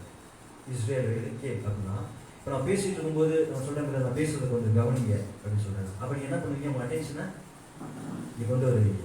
அப்படிதான் நான் பேசுறது கொஞ்சம் கவனிங்க அப்படின்னு. அதே மாதிரி கர்த்தர் நீங்கள் வந்து சொல்கிறார் இஸ்ரவேலே கேள் அப்படின்றப்போ வந்து இஸ்ரவேல் மக்களோட அட்டென்ஷனை ஃபஸ்ட் வந்து என்ன பண்ணுறாரு? கர்த்தர் வந்து அவர் நேரம் வந்து கொண்டு வர்றார். அது வந்து என்ன சொல்கிறார்? தேவனாகிய கர்த்தர் ஒருவரே கர்த்தர். இந்த ஷெம்மா அப்படின்றது வந்து இந்த இஸ்ரவேலை கேள் இந்த ஷெம்மா வந்து யூதர்களுக்கு வந்து அது வந்து அவங்களோட பேசிக் கன்ஃபெஷன் ஆச்சு ஃபெய்த்துக்கு. அதாவது அவங்களோட அடிக்கடி நம்ம டெய்லி வந்து இதை வந்து அவங்க அறிக்கைக்கிட்டே இருப்பாங்க. இஸ்ரவேலை கேள் என்னன்னா தேவனாகிய கர்த்தர் ஒருவரே கர்த்தர்னு சொல்லிட்டு அடுத்து உள்ள வசனங்களை வந்து அவங்க வந்து அறிக்கைக்கிட்டே இருப்பாங்க. டெய்லி ஒரு ப்ரேயர் மாதிரி வந்து சொல்லிக்கிட்டே இருப்பாங்க. எதுக்குன்னா அவங்களுக்கு ரிமைண்ட் பண்ணிக்கிட்டே இருப்பாங்க. கர்த்தர் வந்து நான் எப்படி நான் நேசிக்கணும், எப்படி தொழுது கொள்ளணும் அப்படின்றதுக்கான ஒரு ரிமைண்ட் பண்ணிக்கிட்டே இருப்பாங்க இந்த ஷெமான்ற காரியம். அதே போல் இந்த வசனம் எடுத்துக்கிட்டிங்கன்னா இந்த பழைய பாட்டோட எல்லா கட்டளைகளிலும் இந்த வசனத்தின் மூலயமா சுருக்கிடலாம். பழைய பாட்டோட எல்லா கட்டளையிலையும் ஒன்றா சொல்லணும்னா இந்த வசனத்தை சொல்கிறான், நம்ம தேவனாயே கர்த்தர் ஒருவரே கர்த்தர். இதே தான் இயேசுவும் காஸ்பல்ஸ் மத்தேயு மார்க்கு லூக்கா அதில் வந்து சொல்லிடுறாரு. அது மட்டும் இல்லாமல் அவர் எக்ஸ்ட்ரா வந்து எதை ஆட் பண்ணுறேன்னா நீ உன்னை நேசிக்கிறது போல பிறனையும் நேசி அப்படின்னு வந்து ஆட் பண்ண. ஸோ இதில் உள்ள எல்லா கட்டளையிலும் வந்து அடங்கிடும் இந்த 2 கட்டளையின் மூலயமா. சரிங்களா? இதில் ஒரு அழகான விஷயத்தை வந்து இங்கே வந்து நான் வந்து ஒரு வேதாகம் வந்து குறிப்பிட்டிருக்கேன். நான் சொன்னபடி எபிரேய பாஷையில் இந்த தேவன் இதுக்கு பார்த்தீங்கன்னா தேவனாகிய கர்த்தர், தேவன் என்றதுக்கு வந்து ஏலோஹிம்னு அர்த்தம். கவனிங்க, நல்லா கவனிச்சுக்கணும். ஏலோஹிம்ன்ற பதம் வந்து பயன்படுத்தப்பட்டிருக்கு. இங்கிலீஷில் வந்து காட் அப்படின்னு சொல்லுற மாதிரி எபிரேயில் வந்து ஏலோஹிம் இருக்குது. அந்த ஏலோஹிம்ன்ற வார்த்தையை வந்து டிரான்ஸ்லேட் பண்ணால், மொழியாக்கம் பண்ணால் அது வந்து எப்படி இருக்கணுமா? தேவன் இருக்கலாம், இல்லைன்னா தேவர்கள் இருக்கலாம். தேவன் இருக்கலாம், தேவர்கள் இருக்கலாம். தேவர்கள்னா நிறைய தேவர்கள் மாதிரி, இல்லைன்னா தேவன்ற மொழி இருக்கலாம். ஆனால் அடுத்து ஒரு வார்த்தையை பாருங்களேன், கர்த்தர் ஒருவரே அப்படின்றது பார்த்தீங்களா? ஒருவர் அப்படின்றதுக்கு வந்து எகாதுன்ற பதம் பயன்படுத்தப்படுது. நான் எதுக்கு இந்த வார்த்தையை நான் சொல்கிறேன்னு உங்களுக்கு நான் அடுத்து நான் சொல்கிறேன். எஹாத் அப்படின்ற விஷயம் வந்து பயன்படுத்தப்படுகிறது. அப்படின்றப்ப இந்த எஹாத் இந்த ஒருவர்னு சொல்லும்போது வந்து தேவர்கள் அவங்க மொழிபெயர்க்காம தேவன் மொழிபெயர்க்கிறாங்க. ஏன்னா ஒருவர்ன்ற வரதுனால. ஏன்னா நான் இந்த நம்ம ஆரம்பிச்ச சொன்னேன் பார்த்தீங்களா, இந்த குடும்பம்ன்ற கட்டமைப்பு வந்து எதுலேருந்து வருதுன்னு பிதா குமாரன் பரிசுத்த ஆவியானவரிலிருந்து வருதுன்னு சொல்றேன். அது எங்க இருக்குன்னா இந்த வசனத்துல வந்து வெளிப்படுகிறது. சரிங்களா? தேவர்கள் நம்ம வந்து மொழிபெயர்க்கணும். ஆனா தேவன் ஏன் மொழிபெயர்க்கிறாங்கன்னா, அடுத்தது ஒருவர் அப்படின்ற பதம் வந்து பயன்படுத்தப்படுறதுனால தேவன் அப்படின்னு பயன்படுத்துறாங்க. எதுக்கு இதை வந்து நம்ம சொல்லிடுறேன்னா, ஆதியாகமத்துல 2:24 வாசிங்களேன். ஆதியாகமத்தின் புத்தகம் 2 எப்படி இருப்பாங்கன்னா ஒரே மாமிசம். அந்த ஒண்ணு இருக்கு பார்த்தீங்களா, இந்த ஒண்ணுக்கு பயன்படுத்தப்பட்ட பதமும் எகாத்தும், இந்த எகாத்து தான் தேவனை வந்து குறிப்பிடும் போது பயன்படுத்துறாங்க. இன்னொன்று சொல்லணும்னா, நம்ம தமிழ்லே வந்து ஒரு அர்த்தத்தை குறிக்கிற நிறைய வார்த்தைகள் இருக்கும். ஒரு அர்த்தம் இருக்கும், ஆனா நிறைய வார்த்தைகள் இருக்கும், ஆனா அர்த்தம் ஒன்னாதான் இருக்கும். இப்ப நம்ம ஒரே இடத்த இந்த எபிரேயர்ல வந்து நிறைய வார்த்தைகள், ஒரு அர்த்தத்துக்கு நிறைய வார்த்தைகள் இருந்துச்சு. ஆனா எபிரேயர் மொழியில வந்து பைபிள் எழுதும் போது ஒரு வார்த்தையை வந்து நிறைய அர்த்தங்கள் இருந்தாலும் ஒரே பதத்தை வந்து எல்லா இடத்துலையும் பயன்படுத்துவாங்க. எதுக்குன்னா அதோட வந்து இம்பார்ட்டன்ஸை வந்து வெயிட்டேஜ் வந்து தெரிவிக்கிறதுக்காண்டி. அப்ப ஆதாம் ஏவாளை படைத்துட்டு இங்க வந்து என்ன வார்த்தையை பயன்படுத்துறாங்க, இருவரும் ஒரே மாமிசமா இருப்பார்கள்ன்ற இந்த எஹாத் அப்படின்ற இந்த ஒருவர்ன்ற பதத்தை வந்து பயன்படுத்துறாங்க. நம்ம பைபிள்ல பார்க்கும்போது ஒருவர் எல்லாத்தையும் ஒருவர் இருக்கும். எங்கெல்லாம் ஒருவர்ன்றப்ப எல்லா இடத்துலையும் இந்த ஒருவரும் தமிழ் இடத்துல வரும்போதுதான் இந்த எகாத்தான் மூல மொழியில பயன்படுத்துறதுன்னு கிடையாது, அதுக்கு வேற வார்த்தைகள் இருந்துச்சு. ஆனா தேவனை குறிப்பிடும் போதும் குடும்பத்தை குறிக்கிற போதும் என்ன பதம் பயன்படுத்தப்படுது, எகாத்ன்ற பதம் பயன்படுத்தப்படுது, ஒருவர்ன்ற பதம் பயன்படுத்தப்படுது. அப்ப நம்ம குடும்பம் வந்து எவ்வளவு முக்கியம் வாய்ந்தது, அந்த வேலையை காலையில உணர்றீங்களா, எவ்வளவு முக்கியம் வாய்ந்தது. அதே போல இன்னொன்று விஷயம், இன்னொன்று அழகானது, தேவர்கள் அப்படின்னு சொன்னேன் பார்த்தீங்களா. ஆனா தேவன் நம்ம மொழிக்கப்படும் எதனால, எகாத் ஒருவர்ன்றதுக்காண்டி. தேவன் எப்படி இருக்கிறார், பிதா குமாரன் பரிசுத்த ஆவி, 3 நபர்களா இருக்கிறார், ஒரே தேவனா இருக்கிறார். என்ன அர்த்தம்னா, நம்ம குடும்பங்கள்ல வந்து நிறைய நபர்கள் நம்ம இருக்கலாம், நம்ம எதுக்கு அழைக்கப்பட்டிருக்கோம், ஒருவராக இருக்கதான் நம்ம அழைக்கப்பட்டிருக்கோம்.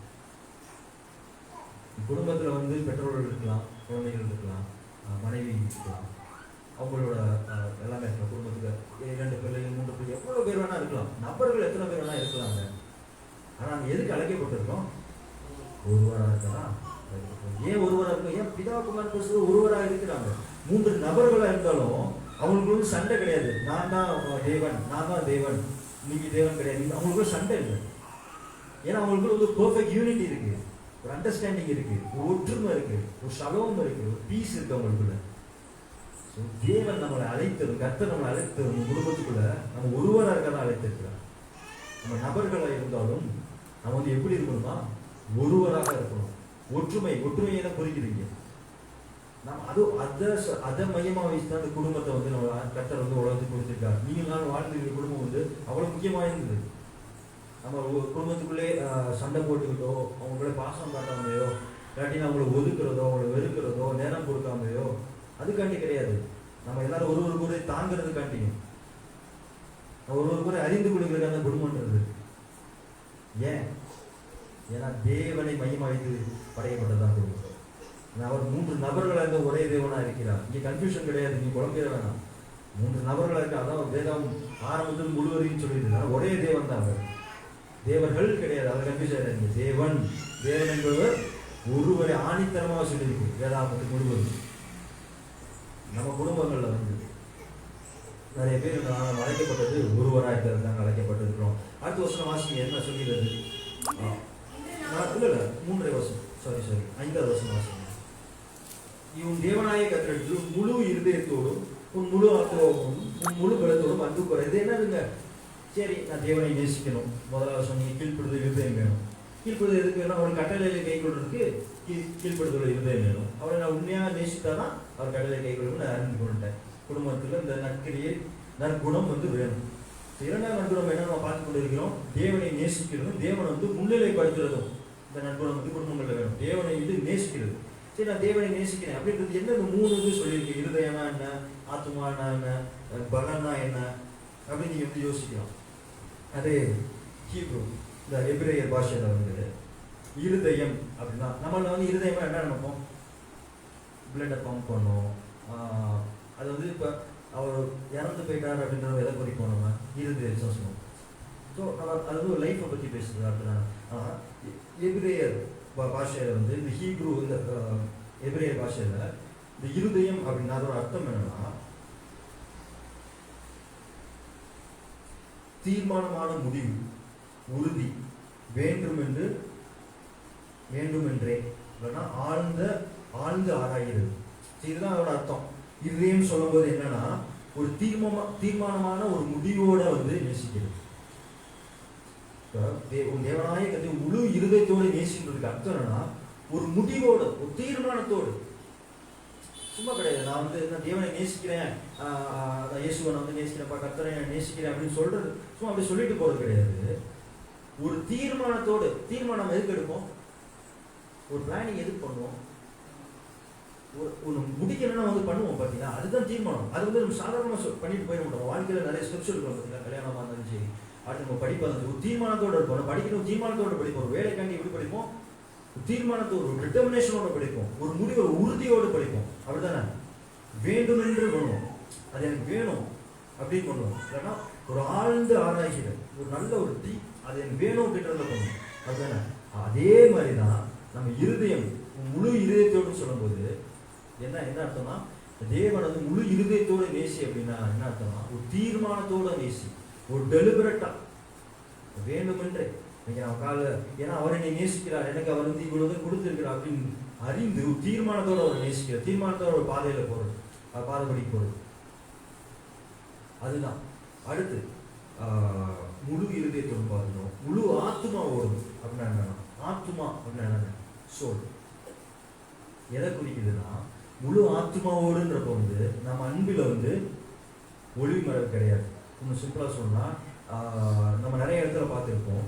நம்மளும் நிறைய இடத்துல நீங்களும் என்கவுண்டர் பார்த்து அதை வந்து அனுபவித்திருப்பீங்க. நம்ம முன்னாடி சிரிப்பாங்க, பின்னாடி போய் நம்மளை வர சொல்லுவாங்க. இல்லாட்டி நம்ம முன்னாடி அன்பு கட்டுற மாதிரி இருப்பாங்க, ஆனால் உண்மையில மட்டும் வந்து அன்பு இருக்காது. ஸோ இப்படி மாதிரிலாம் சுச்சுவேஷன் கடந்து வந்துருக்கீங்களா? எல்லாருமே கடந்து வந்திருப்போம் அந்த மாதிரி. முழு இருதயத்தோடு சொல்லும் போது வந்து நான் கர்த்தர் வந்து முழு இதயத்தோடு நேசிக்கிறேன்னு சொல்லும் போது வந்து வெறும் வாயில் வார்த்தைகள் இல்லை, என் முழு என்னோட ஆத்மாவிலிருந்து நேசிக்கிறது. நான் உண்மையாவே நேசிக்கிறேன். வெறும் வாயில இருக்கு. அங்க வந்து என்னோட லவ்ல வந்து ஒரு ஹிப்போக்ரசி இல்லை, அதாவது ஒரு மாய்மானம் இல்லை என்னோட அன்புல. ஏன் நம்மளை வந்து முன்னாடி நேசித்து பின்னாடி போய் நம்மளை வந்து குறை போடுறாங்க, இல்லாட்டி நம்ம மேல பிரியம் இல்லாமல் இருக்காங்க, வெறுக்கிறாங்கன்னா நம்ம உண்மையான ஒரு அன்பு இல்லை அவங்களுக்கு. ஸோ அந்த மாதிரி அன்பு வந்து என்னுடைய அன்பு வந்து நான் தேவனை வந்து நேசிக்கிறேன்னு சொல்லும் போது இருக்கக்கூடாது. ஸோ முழு இருதயமோட ஒரு உறுதியோடு நான் வந்து கர்த்தரை நேசிக்கணும். இரண்டாவது வந்து எப்படி இருக்குமா, முழு ஆத்மாவோட நான் நேசிக்கணும். ஆத்மாவிலிருந்து நான் நேசிக்கணும். ஏன்னா உண்மையாவே நேசிக்கிறேன். அந்த அன்புக்கு வந்து அந்த அன்புல வந்து மாய்மாலம் கிடையாது, ஒரு பொய்யான அன்பு கிடையாது. வார்த்தை சொல்லி என்ன சொல்லிது, கர்த்தருக்கு மறைவானது ஒன்றும் இல்லை. அவருக்கு தெரியும் நான் உண்மையாக நேசிக்கிறேன்னா இல்லையான்னு. வெளியே நேசிக்கிறேன், என் மனசுக்கு தெரியும் நான் உண்மையாக நேசிக்கிறேன்னா இல்லையா. ஸோ அப்படிப்பட்ட அன்பா இருக்கணும் நம்முடைய அன்பு, முழு ஆத்மாவோட அன்பு. அடுத்து வந்து பாருங்க, முழு பலத்தோடு. பலத்தை வைத்து நம்ம என்ன பண்ணுவோம், நம்ம இருக்க பலத்தை வைத்து நம்ம வேலைகள் செய்வோம். அவ்வளோதானே? என் இருக்க ஒரு பலம் இருக்குன்னா அதை வந்து ஒரு வேலையை நான் செய்வேன். அப்போ நம்ம செய்கிற எல்லா காரியத்திலும் இருங்க கர்த்தரை வந்து முன்னிலை பண்ணும். சரிங்களா? கர்த்தரை வந்து முழு பலத்தோடும் எல்லாத்தையும். இப்போ நான் ஒரு வீடு கட்டுறேன், இல்லாட்டி எந்த ஒரு காரியமாக இருந்தாலும் நான் வேலைக்கு போகிறேன், எதுவாக இருந்தாலும் வந்து அதில் வந்து கர்த்தரை முன்னிலைப்படுத்தணும். அவரை முன்னிலை வைக்கணும். ஏன் திறமை, என்னோட எபிலிட்டியை முன்னெடுக்கிறது, கர்த்தரை முன்னிலை வைக்கணும் நான் செய்கிற வேலைகள். ஸோ இப்படிப்பட்ட நற்குணங்களை வந்து கர்த்தர் என்ன எதிர்பார்க்கிறாரா, குடும்பங்கள் எதிர்பார்க்கிறார். ஸோ இப்படிப்பட்ட நற்குணங்கள் உள்ள குடும்பங்கள் தான் கர்த்தருடைய பார்வைக்கு எப்படி இருக்கு, அருமையா ஏற்றதா. இப்படிப்பட்ட குடும்பங்கள் தான் கர்த்தர் வந்து என்ன பண்றாருன்னா எதிர்பார்க்கிறார். நம்ம ரெண்டு சிம்பிளா சொல்லணும்னா, கர்த்தரை தேவனை நேசிங்கிறதுக்கு என்ன அர்த்தம்னா ஒரு நெருக்கமான ஒரு உறவு. தேவனை நேசிக்கிறது என்னன்னு அர்த்தம்னா ஒரு நெருக்கமான உறவுங்க அவனோட, இன்டிமேட் ரிலேஷன்ஷிப். அது வந்து எதில் ரிசல்ட் ஆகும்னா அவரோட கட்டளைகளை வந்து கை கொள்வதில் வந்து ரிசல்ட் ஆகும். நல்லா தெரிஞ்சுக்கணும், love always results in action. அதாவது என்னன்னா, நம்மளோட அன்பு வந்து எதில் வெளிப்படுமா, நம்ம செய்கையில் தான் வெளிப்படும். அப்படிதானே?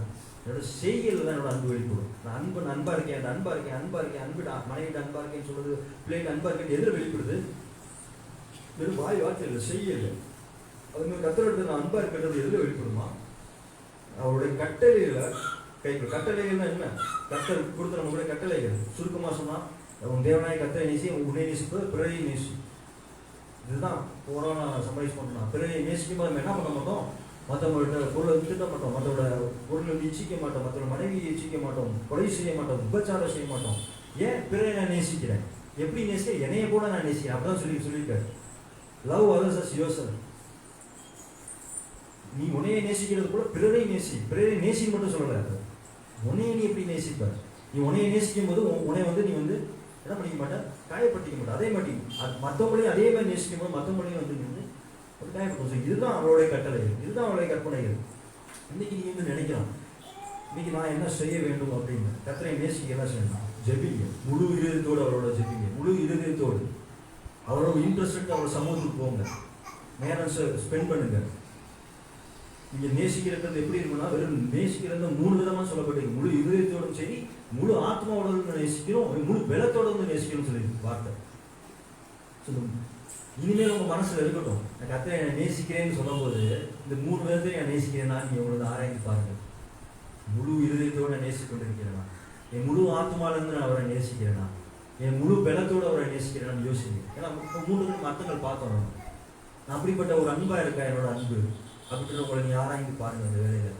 இல்லைன்னா நம்ம இந்த வேலையை நீங்களும் சரி நானும் சரி சரி செய்து கொள்வோம். அவரை நம்மளோட அன்பை வந்து உண்மையான நேசிக்கிறேன் ஒன்று சொல்கிற அன்பை வந்து சரி செய்து கொள்வோம்.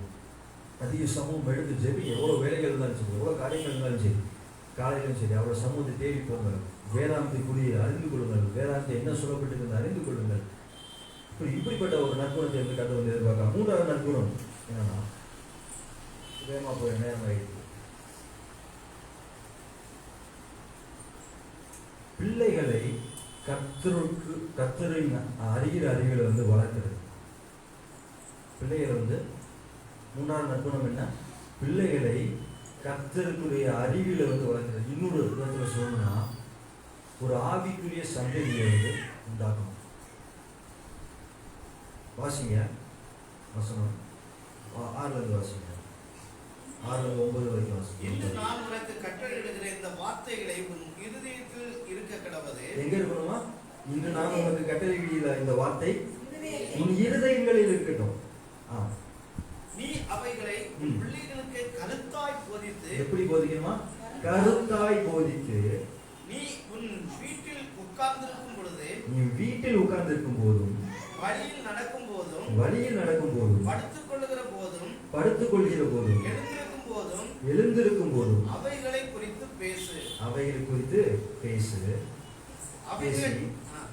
அவைகள் உன் கையின் மேல் அடையாளமாக கட்டிக்கொள்வாயாக. அவைகள் உன் கண்களுக்கு நடுவே ஞாபக குறியாய் இருக்க கடவுளே. அவைகள் உன் வீட்டு நிலைகளிலும் உன் வாசல்களிலும் எழுதுவாயாக.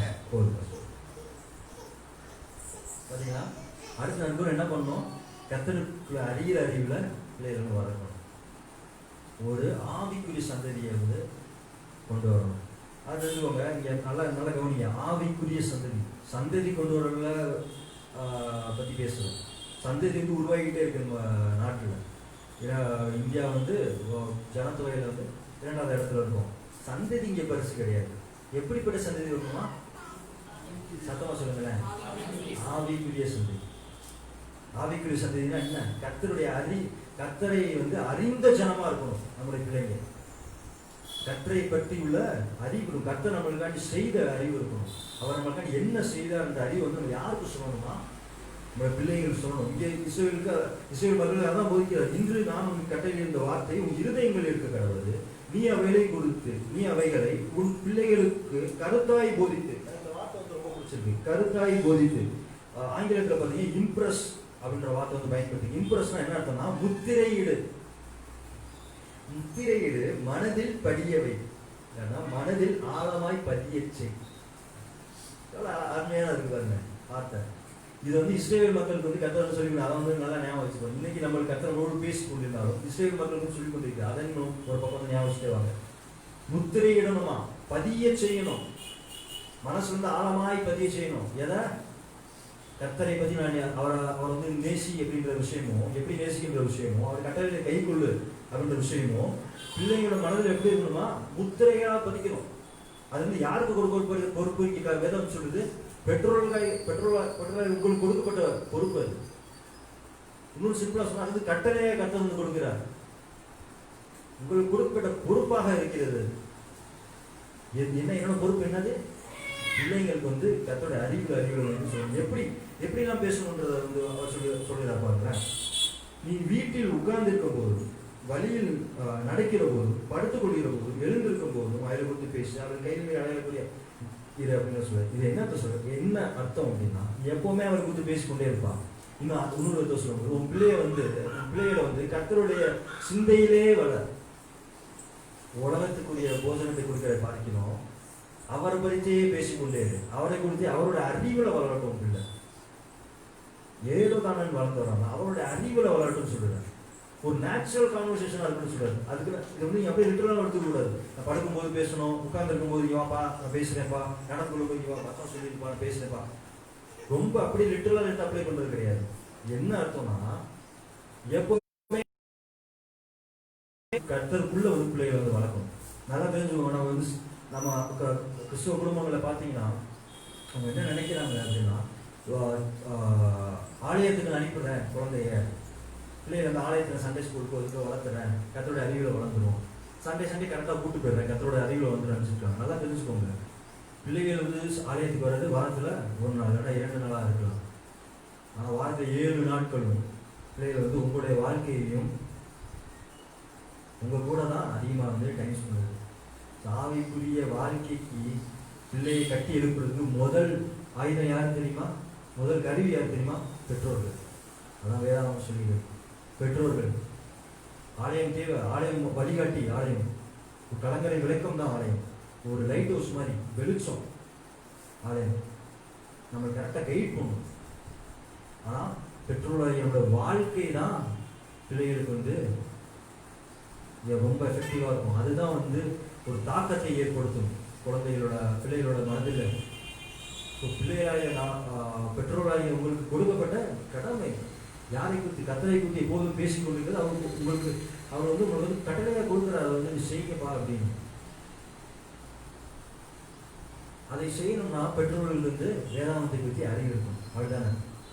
நான் இந்த வேதாகமத்தை படித்தாதான் அடுத்தது, அதை படித்தாதான் நான் வந்து என் பிள்ளைகளுக்கு வந்து அதை சொல்லிக் கொடுக்க முடியும். நல்லா கவனிச்சுக்கோங்க. ஒரு வேதனாய காரியம் என்னன்னா, கிறிஸ்தவர்களுக்கு அவங்க வாழ்க்கையில கர்த்தரை கொடுத்த ஒரு அறிவு எப்படி இருக்கு தெரியுமா? அவர் வந்து எனக்கு சுகமளிக்கும் தேவன், என்னை பாதுகாக்கும் தேவன், என் போக்கின வந்து என்னை பாதுகாப்பார், என் தேவைகளை செஞ்சு இவ்வளவுதாங்க நம்மளுக்கு இருக்கு. நான் ஒரு காலத்துல இந்த ஒரு நிலைமையில தான் என்னோட அண்டர்ஸ்டாண்டிங்கும் அப்படிதான் இருந்துச்சு. கர்த்தரை கொடுத்த அறிவும் எனக்கு அப்படிதான் இருந்துச்சு. அந்த வேதாகமத்தை படிக்கும் போது தான் தெரியுது அவர் வந்து அது வந்து அவரோட ஒரு பகுதி, அது வந்து அவரோட ஒரு பார்ட்டு தாங்க. அது வந்து அவரோட பார்ட், அது வந்து அவரோட முழு தன்மை கிடையாது. கர்த்தருடைய தன்மை வந்து அதுதான்.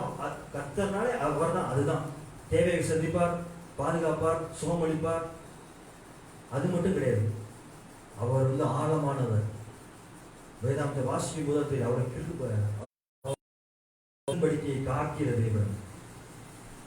நிறைய நம்ம வாசிக்கும் போது வந்து நம்மளுக்கு வந்து புரியும் அவரோட அர்த்தம். கர்த்தர் உண்மையான அர்த்தம் நமக்கு எப்போ வரும் தெரியுமா? வேதாந்தத்தை வாசிக்கும் போது. ஸோ இந்த வேதாந்தத்தை நான் டைம் எடுத்து என்னோட வேலையும் சரி என்னோட எல்லா டைமும் எடுத்து வாசிக்கும் போது தான் எனக்கு அந்த அறிவு வரும். அந்த அறிவு வரும்போது தான் என் பிள்ளைகளுக்கு வந்து நான் கரெக்டாக வந்து போதிக்க முடியும். நம்ம வந்து ஸ்கூல்கிட்ட பிள்ளைகளை அனுப்புகிறோம், ஆசிரியர்கள்ட்ட. படிக்காத ஆசிரியர்கிட்ட அனுப்புவோம், படித்த ஆசிரியர்கிட்ட அனுப்புவோம். படித்து அறிவுள்ள நல்ல ஆசிரியர்கிட்ட தான் அனுப்புவோம். ஸோ அதே மாதிரி நம்ம பிள்ளையை கற்றுக் கொடுக்கும்போது நம்ம ஒரு ஆசிரியர்களாக ஆகணும். அப்போ வந்து நான் தெரிந்திருக்கணும். வேதாந்தத்தில் கட்டளை இருக்காது எல்லாம் தெரிஞ்சிருந்தால் தான் அடுத்து வந்து சொல்ல முடியும். நான் ஏன் இதை வந்து இவ்வளோ ஸ்ட்ரெஸ் பண்ணேன்னா, நியாயாதிபதிகள் 2:10 வாசிங்க. ஒரு வேதனையான ஒரு காரியம் நடக்குது. நியாயாதிபதி 2:10. அக்காலத்தில் இருந்த அந்த சந்ததியார் எல்லாரும் தங்கள் பிதாக்களுக்கு சேர்க்கப்பட்ட பின்பு கர்த்தரையும் அவர் இஸ்ரவேலுக்காக செய்த கிரியையும் அறியாத வேறொரு சந்ததி அவர்களுக்கு பின் எழுப்பிட்டு. என்ன சொல்ற, அக்காலத்துல வந்து அந்த சந்ததி வந்து மரித்து போய் பிதாக்கள் எடுத்து சேர்ந்தோம்னா என்ன அர்த்தம்னா அவங்க மரித்து போயிட்டாங்க அப்படின்றத குறிக்கிறது. அந்த காலத்துடைய ஒரு நடைமொழி, ஒரு பாஷை. இப்போ நம்ம காலத்துல ஒரு பதங்கள் பயன்படுத்துவோம், அது வந்து லிட்டரலா எடுக்க மாட்டோம். அதே மாதிரி அந்த காலத்துல இறந்துட்டாங்கன்றதை எப்படி சொல்லுவாங்கன்னா, அவங்க பிதாக்கள் இடத்துல சேர்ந்துட்டாங்க அப்படின்னா அவங்க வந்து இறந்துட்டாங்க அப்படின்றது பயன்படுத்துவாங்க. அக்காலத்து இந்த சந்ததி எந்த சந்ததி சொல்றாரு தெரியுமா? இப்ப இந்த வசனம் இந்த உபாகத்துல 6வது அதிகாரத்துல ஒரு இஸ்ரவேல் மக்களுக்கு ஒரு சந்ததியை பத்தி சொல்லிட்டு இருக்காங்க பாத்தீங்களா? அந்த சந்ததி வந்து இறந்துடுறாங்க. அவங்களுக்கு கொடுக்கப்பட்ட கட்டளைன்னா உன் பிள்ளைக்கு வந்து நீ போதிப்பா அப்படின்னு. ஆனா முன்னாடி நியாயாதிபதிகள் அந்த முன்னாடி வசனங்களை பார்த்தீங்கன்னா அவங்க யோசுவா காலத்துல இருக்கவங்க சந்ததி, அந்த சந்ததி வந்து நல்ல விதத்திலே வாழ்ந்து முடிச்சிடறாங்க, கட்டளையை கை கொண்டு முடிச்சிடறாங்க. ஆனா அவங்க எதுல தவறி போயிடுறாங்கன்னா, அடுத்தவங்களுக்கு ஒரு பிள்ளைகள் பிறகுது பார்த்தீங்களா, அதுக்கு வந்து கட்டளை கொடுத்து போதிக்கிறதுல தவறி போயிடுறாங்க. வசனம் என்ன சொல்லி பாருங்க, அந்த சந்ததி போனதுக்கு அப்புறம் அடுத்த ஒரு சந்ததி வருதான். எப்படிப்பட்ட சந்ததி வருது? கர்த்தரை அறியாத வேறொரு சந்ததி. அவர் இஸ்ரவேலுக்காண்டி செஞ்ச காரியத்தையும் அறியாத சந்ததி வருது. எவ்வளவு கஷ்டமான காரியம் பாருங்க. கர்த்தரை அறியாத வேறொரு சந்ததி புறப்பட்டு வருது. ஏன் உங்க அன்றைக்கு மோசே வந்து இந்த நியாய பிரமாணத்தை வந்து திரும்ப வந்து ரிமைண்ட் பண்றாரு உபாகமத்துல. ஏற்கனவே சீனாய் மலையில கொடுக்கப்பட்டதை வந்து திரும்ப வந்து இந்த அடுத்த சந்ததிக்கு வந்து ரிமைண்ட் பண்றாரு. அப்போ அவங்க வந்து அந்த வார்த்தைக்கு செவி கொடுத்து அவங்க பிள்ளைங்களுக்கு வந்து கர்த்தரை வந்து போதித்திருந்தா கர்த்தரை அறியாத வேறொரு சந்ததி வந்து புறப்பட்டிருக்காரு. இன்றைக்கு இந்த வேலையில நீங்க யோசிச்சு பாருங்க, இப்படிப்பட்ட ஒரு சந்ததி உங்க குடும்பத்திலிருந்து எழும்புன்னு நீங்க நினைக்கிறீங்களா? அதெல்லாம் நீங்க விரும்புறீங்களா? யோசிச்சு பாருங்க. கர்த்தரை அறியாத வேறொரு சந்ததி பாதுகாப்பு கிடையாது, வாழ்க்கைக்கு அர்த்தம் தெரியாது, மனம் போல வாழ்க்கை. கர்த்தருடைய கோபம் அவங்க மேல இருக்கும், அவரோட பாதுகாப்பு இருக்காது, அவரோட அன்பு விட்டுக்கொண்டு இது எல்லாத்த விட வந்து நித்திய வாழ்வை இழந்து போடுறாங்க. அவரோடு அந்த இருக்க அதை விட அவர்களால் அழைக்கப்பட்ட கர்த்தரோடு இருக்க இணைப்பாக இருக்கப்பட்ட உறவை வந்து சந்ததி இழந்து போயிடுறாங்க. ஸோ இப்படிப்பட்ட சந்ததி வந்து இந்த கால வேளையில யோசிச்சுவோம், என்னுடைய குடும்பங்கள் வந்து இப்படிப்பட்ட ஒரு சந்ததி எனக்கு வந்து வளர்ந்து வரணுமா அப்படின்னு யோசிங்க. கருத்தாய் போதிங்க உங்கள் பிள்ளைங்களுக்கு. அது ஒன்றும் ஒரு ஞாபகக்குறியாக இருக்கட்டும், அவங்களுக்கு ரிமைண்ட் பண்ணிக்கிட்டே இருக்கும். ஞாபகக்குறினா ரிமைண்ட் பண்ணிக்கிட்டே இருக்கும். எந்த நிலைமையிலும் குழந்தை வந்து ஒரு ஸ்டேஜில் வந்து வளர்ந்து வரும். வாலிபத்திலையும் நினைவுபடுத்தட்டும், கர்த்தர் இருக்கிறார், அவர் பயந்து வாழணும். கல்யாணம் கூட ரிமைண்ட் பண்ணட்டும். அடுத்து 40-45 வயசு ரிமைண்ட் பண்ணட்டும், 50 வயசு நிறைவு பண்ணட்டும். வாழ்க்கை முடிகிற வரைக்கும் அவங்களுக்கு ஒரு ஞாபகக்குறியாக இருக்கட்டுங்க. கர்த்தரை அறிகிற அறிவில் வந்து சந்ததியை வந்து வளங்க. அதுக்கு வந்து நம்ம என்ன பண்ணிக்கணும், நம்ம பெற்றோராகிய நீங்கள் வந்து அதுக்கு கர்த்தரை கொடுத்து நல்ல ஒரு அறிவு இருந்தால்தான் ஒரு சந்ததியை வந்து நம்ம எழுத முடியும். இல்லாட்டா வேறொரு சந்ததி தான் வரும். இங்கே இஸ்ரவேலுக்கு நேரிட்ட அதே காரியங்கள் வந்து நம்மளுடைய குடும்பங்களை நேரிற்கு நிறைய ஆபத்தான விஷயங்கள் இருக்கிறது. அதனால கர்த்தரை குறித்து இந்த காரியங்களை குறித்து நம்ம பேசுவோம். இதே இதுதான் வந்து ஏசாயா 38:19 யோவேல் 1:3 சொல்லியிருக்கு. உபாகமத்திலேயே 11:13-21 இதை பற்றி தான் பேசுது. பிள்ளைகளுக்கு வந்து கர்த்தர் செய்ததை தான் சொல்லிக் கொடுத்து வளங்க, அந்த இதில் வந்து அவங்களை வந்து கொண்டு வாங்க அப்படின்றது. ஸோ இதே அவங்க அடுத்த காரியத்தை போயிருக்கோம். 4வது நற்குணம் எப்படிப்பட்டது? 1வது நற்குணம் என்ன சொன்னேன்? கீழ்ப்படுதல் உள்ள இருதயம் தேவை. எதுக்கு? கர்த்தருடைய கற்பனைகளை கை கொடுத்து கீழ்ப்படுத்த இருதயம் வேணும்.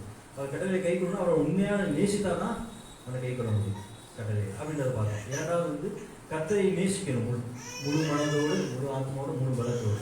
அவர் வந்து முன்னிலைப்படுத்தணும் இந்த செய்ய எல்லா காரியங்களும். அந்த நற்குணத்தை பார்த்தோம்.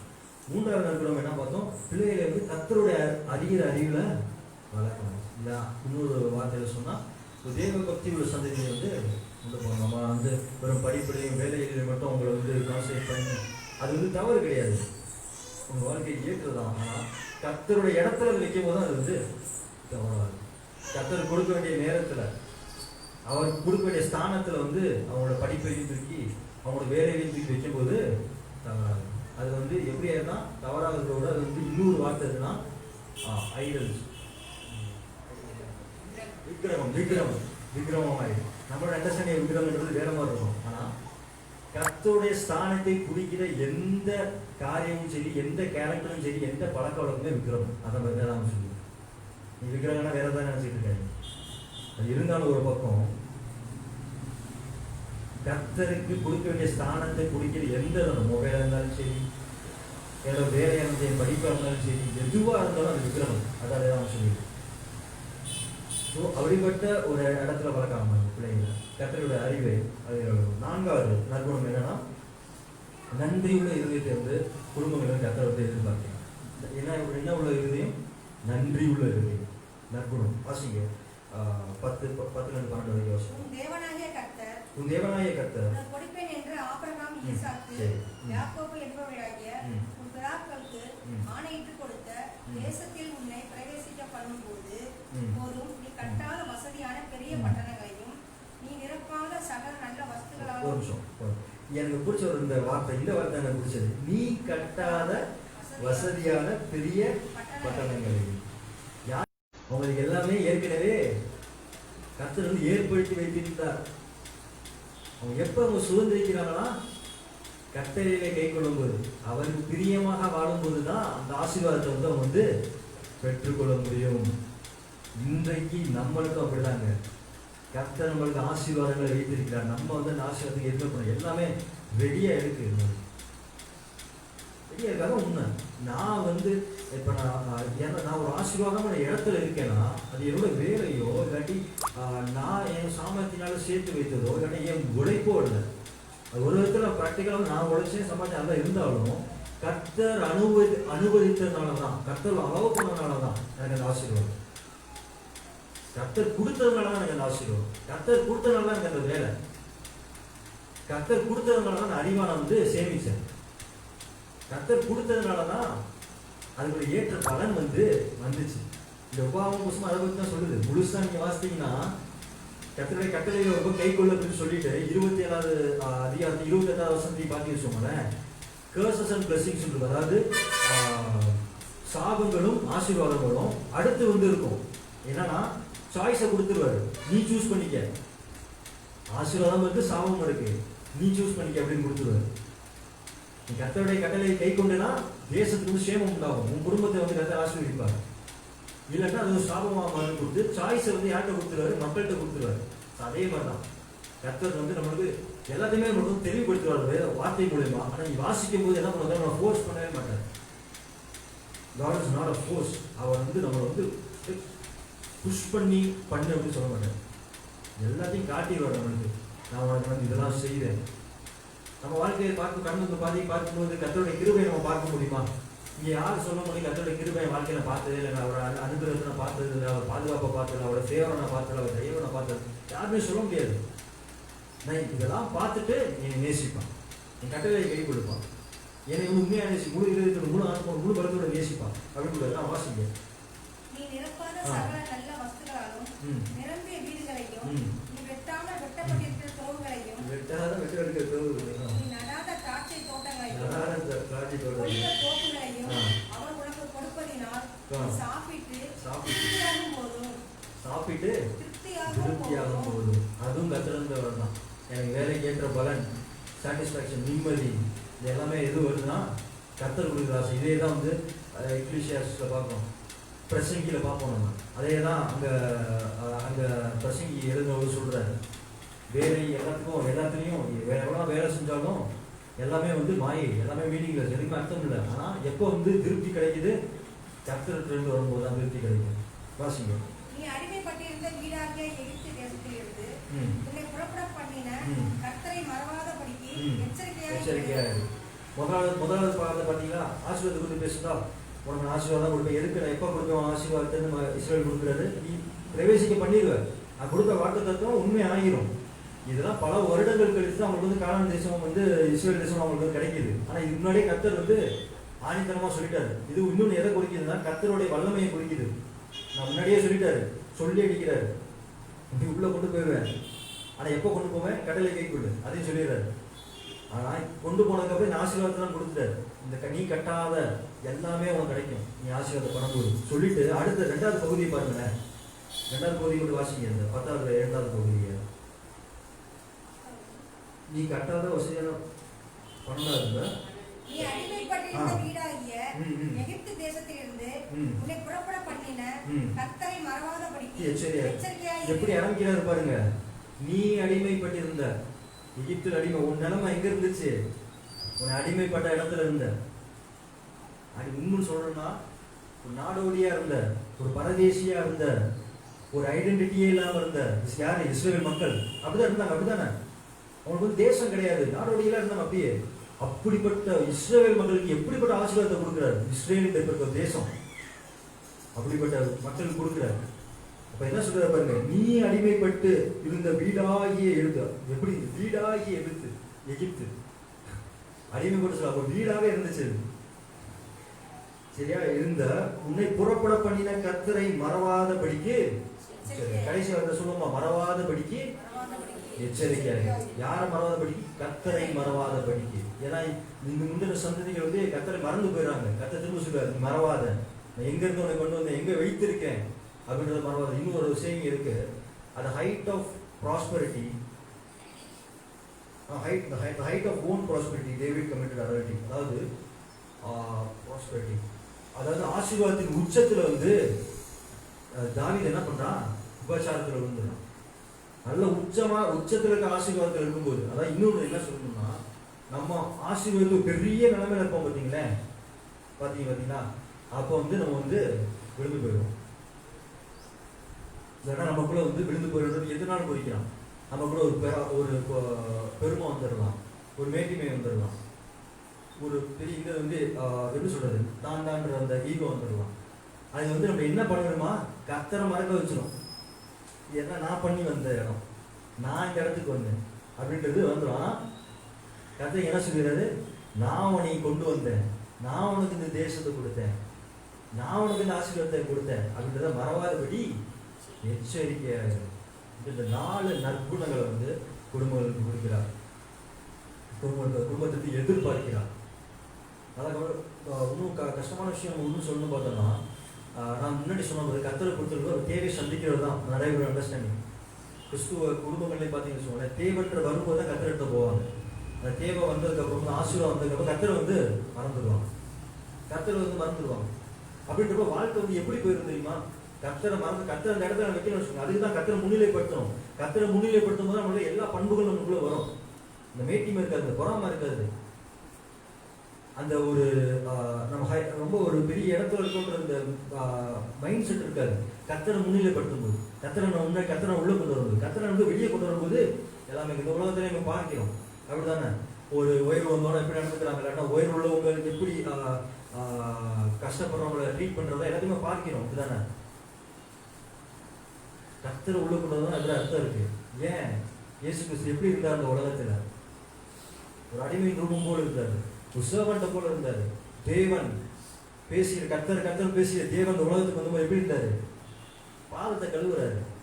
எல்லாத்தையும் எப்படி எது குறிக்குது? இந்த ஹியூமிலிட்டி, இந்த சர்வன்ட் நேச்சரை குறிக்குது. நம்மளும் இந்த உயரங்களுக்கு வரும்போது, கர்த்தரை வைக்கும் போது தான் நம்மளுக்கு அந்த சிந்தை வரும், அந்த ரோல் மாடல் நம்ம ஃபாலோ பண்ண இருக்கோம். கர்த்தர் கொடுத்த ஆசீர்வாதத்தை மறக்காதபடிக்கு நம்ம எப்படி இருக்கணுமா? எச்சரிக்கையாக இருக்கணும். இதே தான் இஸ்ரவேல் மக்களுக்கும் கொடுக்கப்பட்ட ஒரு காரியம். 4 நற்குணங்களை பார்த்தோம், முடித்துருவோம். 4 நற்குணங்களை பார்த்தோம். முதலாவது, தேவன் குடும்பங்களை எதை எதிர்பார்க்கிறார்? தேவன் விரும்பும் குடும்பத்தை பற்றி பார்த்துருக்கோம். தேவன் குடும்பங்களை எதை எதிர்பார்க்கிறார்? 4 நற்குணங்களை எதிர்பார்க்கிறாரு. ஃபர்ஸ்ட் என்னது? கீழ்ப்படிதலுடைய இருதயம், அவர் கட்டளையை கைக்கொள்ளும். 2வது, அவரை நேசிக்கணும், கர்த்தரை நேசிக்கணும். நேசிக்க மட்டும் இல்லாமல் முன்னிலைப்படுத்தணும் என் வாழ்க்கையில். அவருக்கு ஃபர்ஸ்ட் ப்ரிஃபரன்ஸ் கொடுக்கணும், முழு இதயத்தோடு, முழு ஆத்மாவோடு, முழு பலத்தோடு. 3வது, நம்முடைய பிள்ளைகளை கர்த்தருடைய அறிவில் வளர்த்து கொண்டு வரும். ஒரு தெய்வீக சந்ததியை, ஆவிக்குரிய சந்ததியை உண்டு பண்ணணும். 4வது, செய்த நன்மைகளை பார்க்கக்கூடாது. கடைசியாக 1 மட்டும் நான் சொல்லி முடிக்கிறேன். நீ எல்லாம் யோசிக்க, ஏன் கர்த்தர் வந்து இவ்வளோ ஃபோர்ஸ் பண்ணுறாங்க? என்னை நேசி, கட்டளையை கைக்கொள்ளு, ஏன் இவ்வளோ ஃபோர்ஸ் பண்ணுறாரு அப்படின்னு எனக்கே யோசிக்கிறீங்களா? இந்த செய்தி கேட்க உங்களுக்கே தோணும், ஏன்டா இப்படி போட்டு நம்மளை வந்து கட்டளை கைக்கொள்ளு, நீ நேசி, முழு மனதோட நேசி ஏன் கேட்கலாம் யோசிச்சிருக்கீங்களா? அது வசனம் பாருங்க, எனக்கு அருமையான ஒரு வசனம். 1 யோவான் 4:19 வசனங்க, அழகான வசனம்.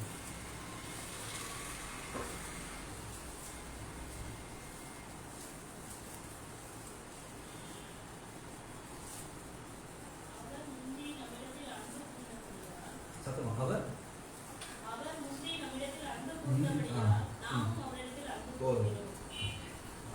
we love him because he loved us first. அது என்ன அர்த்தம்னா அவர் என்னை நேசித்தார், அதனால தான் நான் அவரை நேசித்தேன். ஸோ இந்த அன்புல வந்து ஃபோர்ஸ் கிடையாது. அவர் என்னை நேசித்தார் முதலாவது அவர் என் மேல் அன்பு கூர்ந்தார்.